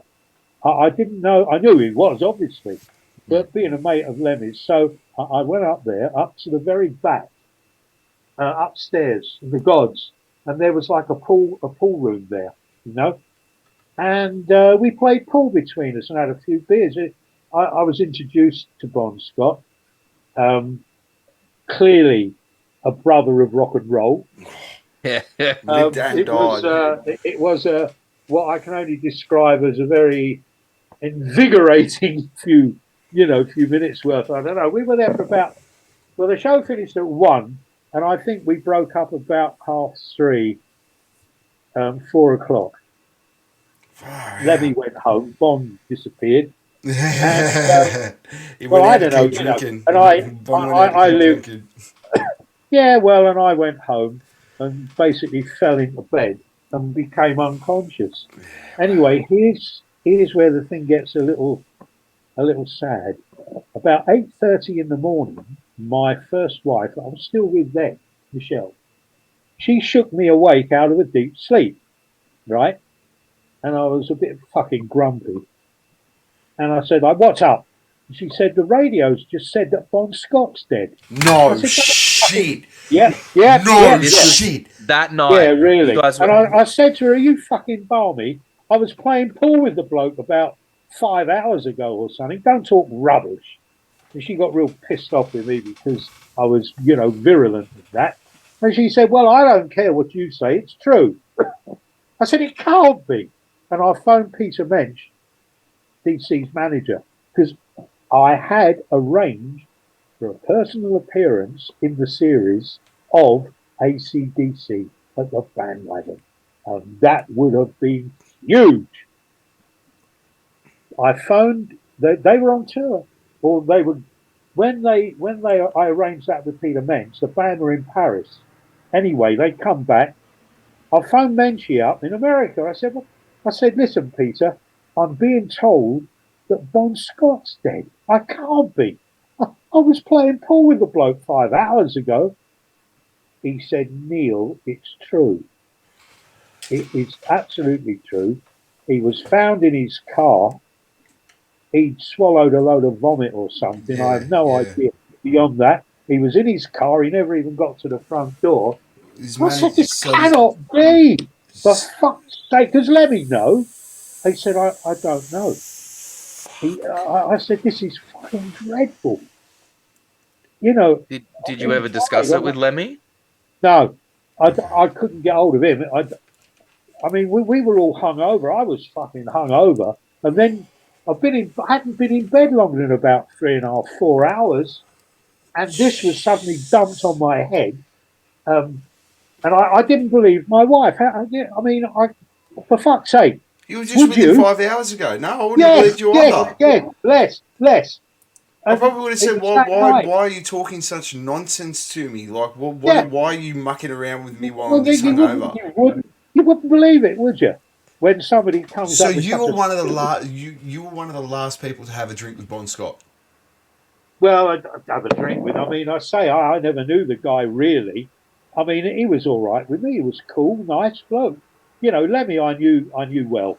Um, yeah, but I mean, the three of us were up there just having a drink. I don't know if I was the last person to see him because I Oh, don't know where he went when one we all of. left. That's still. I don't know, but it is a true story, and it is in Fuck. my book. Yeah. And my mate Malcolm Dome knew about this as well. And I mean, I tell you what though, Peter Mensch was hard as hell. I never forgot what he said to me. Um, I said, "What's going to happen, Peter?" I knew Peter Mensch because I'd been involved in a Def Leppard story as well, and a praying mantis story that Menchie was chasing. All this for another time. We've got to get back. There's more, much more. Oh, Um, you got to come on and Beer I Buddy. said to Mensch, listen, well, what are you going to do? He said, look, Neil, the king is dead. Long live the king. I thought, you callous fucking bastard. But the man was right because for the greater good, life must go on. Um, and I mean, ACDC were probably one of the biggest hard rocking bands of the day. Yeah, well, they were one of our I biggest mean, they were, exports for music. yeah, yeah. Not only that, but I mean, they were just massive worldwide. Um, and I take Peter's view now, whereas before I felt hurt actually by that comment because I mean I didn't know Bon personally, as I said, I didn't, Mm. but his legend, what he represented, he was an out and out rock and roller. He Oh, carried the legend. He lived a life. He did, Mm. and it was a terrible loss. And in that year, we also lost John Lennon, mm. shot in the back by Yeah. some cowardly fuck. Um, I mean, Bon Scott died on the Highway to Hell tour. or when the release of the album came out. I mean, it was a terrible year for rock and roll, if you want. Um, you know, I don't know. I was fuck me. I mean, I did a night's tribute at the Sound House, played all AC/DC all night long. Respect. Well, the people expected it, Yeah, well, and I I had mean, to give it to them. we've sort of gone through our soldiers that we've lost in our generation and stuff like that. Whether it be like, you know, Wayne Static was a big one for us in that sort of realm, and you know, when you look at Dave Stage Williams from Drowning Pool and stuff like that, they were real. They were soldiers. They were the rock and rollers. They were the ones that didn't give a shit whether they made it big or not. They were just there for the music, baby, and that just shone through in their art 110% of the time. Agreed. Yeah. I mean, Ronnie James Dio was one of my all-time favourites. I actually did part of the Heaven and Hell tour with Black Sabbath when Dio was with them, as it See, happened. I was very fortunate when because when you know, like getting into music when I did, obviously, and into metal and stuff like that, it was kind of, you know, well after the rise and peak, I guess, of a lot of these bands. But I was very fortunate that I got to see the a Dio lineup for Black Sabbath when they toured as Heaven and Hell. They toured under the name Heaven and Hell in the 2000s. They came out here, and I got to see them on that tour. And then I also got to see Ozzy back with Black Sabbath on their 2013 and 2016 tours. And I am just floored. I'm like, I still can't believe to this day that I got to see both of those. You know, it's the kind of thing where you never get the opportunity to do something like that. You know? But I mean, I knew. Look, also as part and parcel of my work, if you want, I was contacted one day by Sharon Osbourne's father, who had Jet Records in London, about a band called Girl. That they had Magnum on the label. I knew of them. I mean, the father knew me. He had been a hard man in the East London of the 50s, actually. He'd been, a lot of these managers of the day were, you know, Jim White had been a docker who'd had Mountain Records handed to him on a plate by a mate. He didn't know anything about the music industry. You know, The Who's manager was a heavy guy, and Led Zepp's manager, Peter, his name, he was a very heavy guy. It was the way of things. But I got a phone call from Sharon's father one day, inviting me up to the Baker Street offices because he wanted me to put on his project band Girl on my Music Machine show. And you know, he wined and dined me, and he was very, Okay. very about that. You know, hard man, hard. And when I went into his office, they showed me in. I shut the door. Behind the door was a sawn-off double barrel resting against the door, and it fell over. And I thought, well, I didn't know, you know, exactly where it all came from. I found out later. But he said to me, he said, Neil, he said, never mind Betsy. She's just there to look after me. It's all right, mate. Just pick her up and rest. Oh, fucking hell. Oh, yeah. Girl were an effeminate band, but they weren't actually like this. Phil Lewis was in the band, amongst others. And he showed me a demo, a video, an early promo vid of the band. And they were, you know, they were all wearing lipstick and painted nails and all that. And I said, look, you know, they play okay. The songs are not brilliant, but if I give them a date, they can't face my crowd, you know, the fans of heavy metal at the Music Machine, wearing all this stuff and prattling around like that. It's going to cause trouble. You don't get it. It's going to cause trouble. And they've got to do the honest thing and just put on some t-shirts and jeans, for fuck's sake. Or anything else studied, metal. That's what it's all about. You want to play rock. That's what, you know, they're not Queen, are they? You know? Well, no, they weren't. No, no, no, no, no. None of them were. Nah. They weren't gay. There was none of that at all. They were called girls. They minced around the stage like girls. And come the night, and he agreed. He said, "All right." He said, "I'll talk to them and tell them." And I said, "Right, it's the promotion. You're going to pay for the ads, for the gig in sounds, whatever. My name is to be, well, 3/4 of the size of theirs. Put them on as a headline, um, and you'll get a fee from the management. It won't be much, but you want the exposure. I'll advertise it the way I do as well in Sounds too with my regular advert, and we'll cover it that way. Okay, it's a done deal. It's all right. They're not great musically, but I'll give them the opportunity. And come the bloody night, and did they fucking listen? No, they came out on stage with all glitter and fucking makeup on. Oh my godfathers, here we go. Yeah. And they got the reception that I thought they would in the end. But conversely as well at the Music Machine, I did a MC job, a comparing job one Christmas for Slade. What a fucking band they were. Noddy Holder. Oh my God. I'm reasonably sure my dad still has a number of Slade vinyls in his collection somewhere. They and the Sweet were fucking great bands. I mean, Did you? Okay. I want to ask you. Yeah. Did you ever encounter in your time, many years, did you ever encounter a band and they didn't get huge, but I know at one stage they toured with Deep Purple kind of towards the end of Deep Purple before they fell apart in the 70s, but a band called The Straps with two P's. No, I don't know. No, you never. No. Okay, no, that's all right. The only reason I wanted to ask is I'm when I was studying music at one point, one of the teachers that I had was the singer from that band, and he was they were mainly around like the Europe and the UK during that kind of period in the early 70s, and I was just curious if that was a name that had come up for you. But look, I saw Deep Purple a number of times.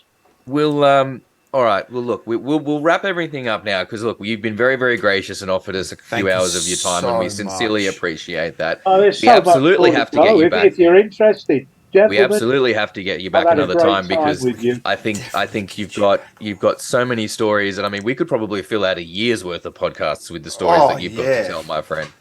But look, so yes, thank you so much for coming on the podcast and talking to us. Where's that link again for the book? Hang on. Damn it, I had the page there. What was the book called again? Give us the name of the book again. If you Recollections of a Rock DJ. Here, Recollections. I'll hold it up for everyone to see. Yep, Recollections of a Rock DJ. That's the cover of it right there. Yep, you can go if you want to pick yourself a copy. www.madencroatia.com and you'll be able to pick up a copy directly from there. You just order it online. Yep. And a lot of the photos that Neal's shown us on the stream today, I believe, are in the book as well. Oh yeah, no, there's loads of photos in there. You can get to see them in like a good quality rather than on our just on our stream here. So that'll be awesome. You can score that. I actually look forward to it. I'm gonna we're definitely gonna be scooping ourselves up a copy of that. But look, once again, Neal, thank you so much. We sincerely appreciate you spending your time with us today. We'll take a few minutes after we're officially off the record to just wrap things up. But for those of us watching, thank you very much for those who have tuned in today. Thank you to my co-host Kyle, aka Beer. I am Neal. I'd just like to thank all those that are going to tune into it. I mean, these are the recollections of a really old geezer. Which the memory plays tricks sometimes through the years.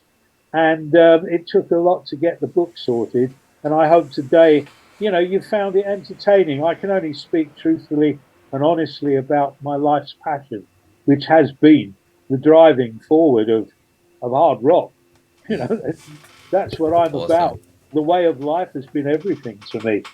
Absolutely. The man who has lived through it all. Thank you so much. Man. To everyone who's watched, thank you for tuning in, and we will catch you guys next time. Peace out.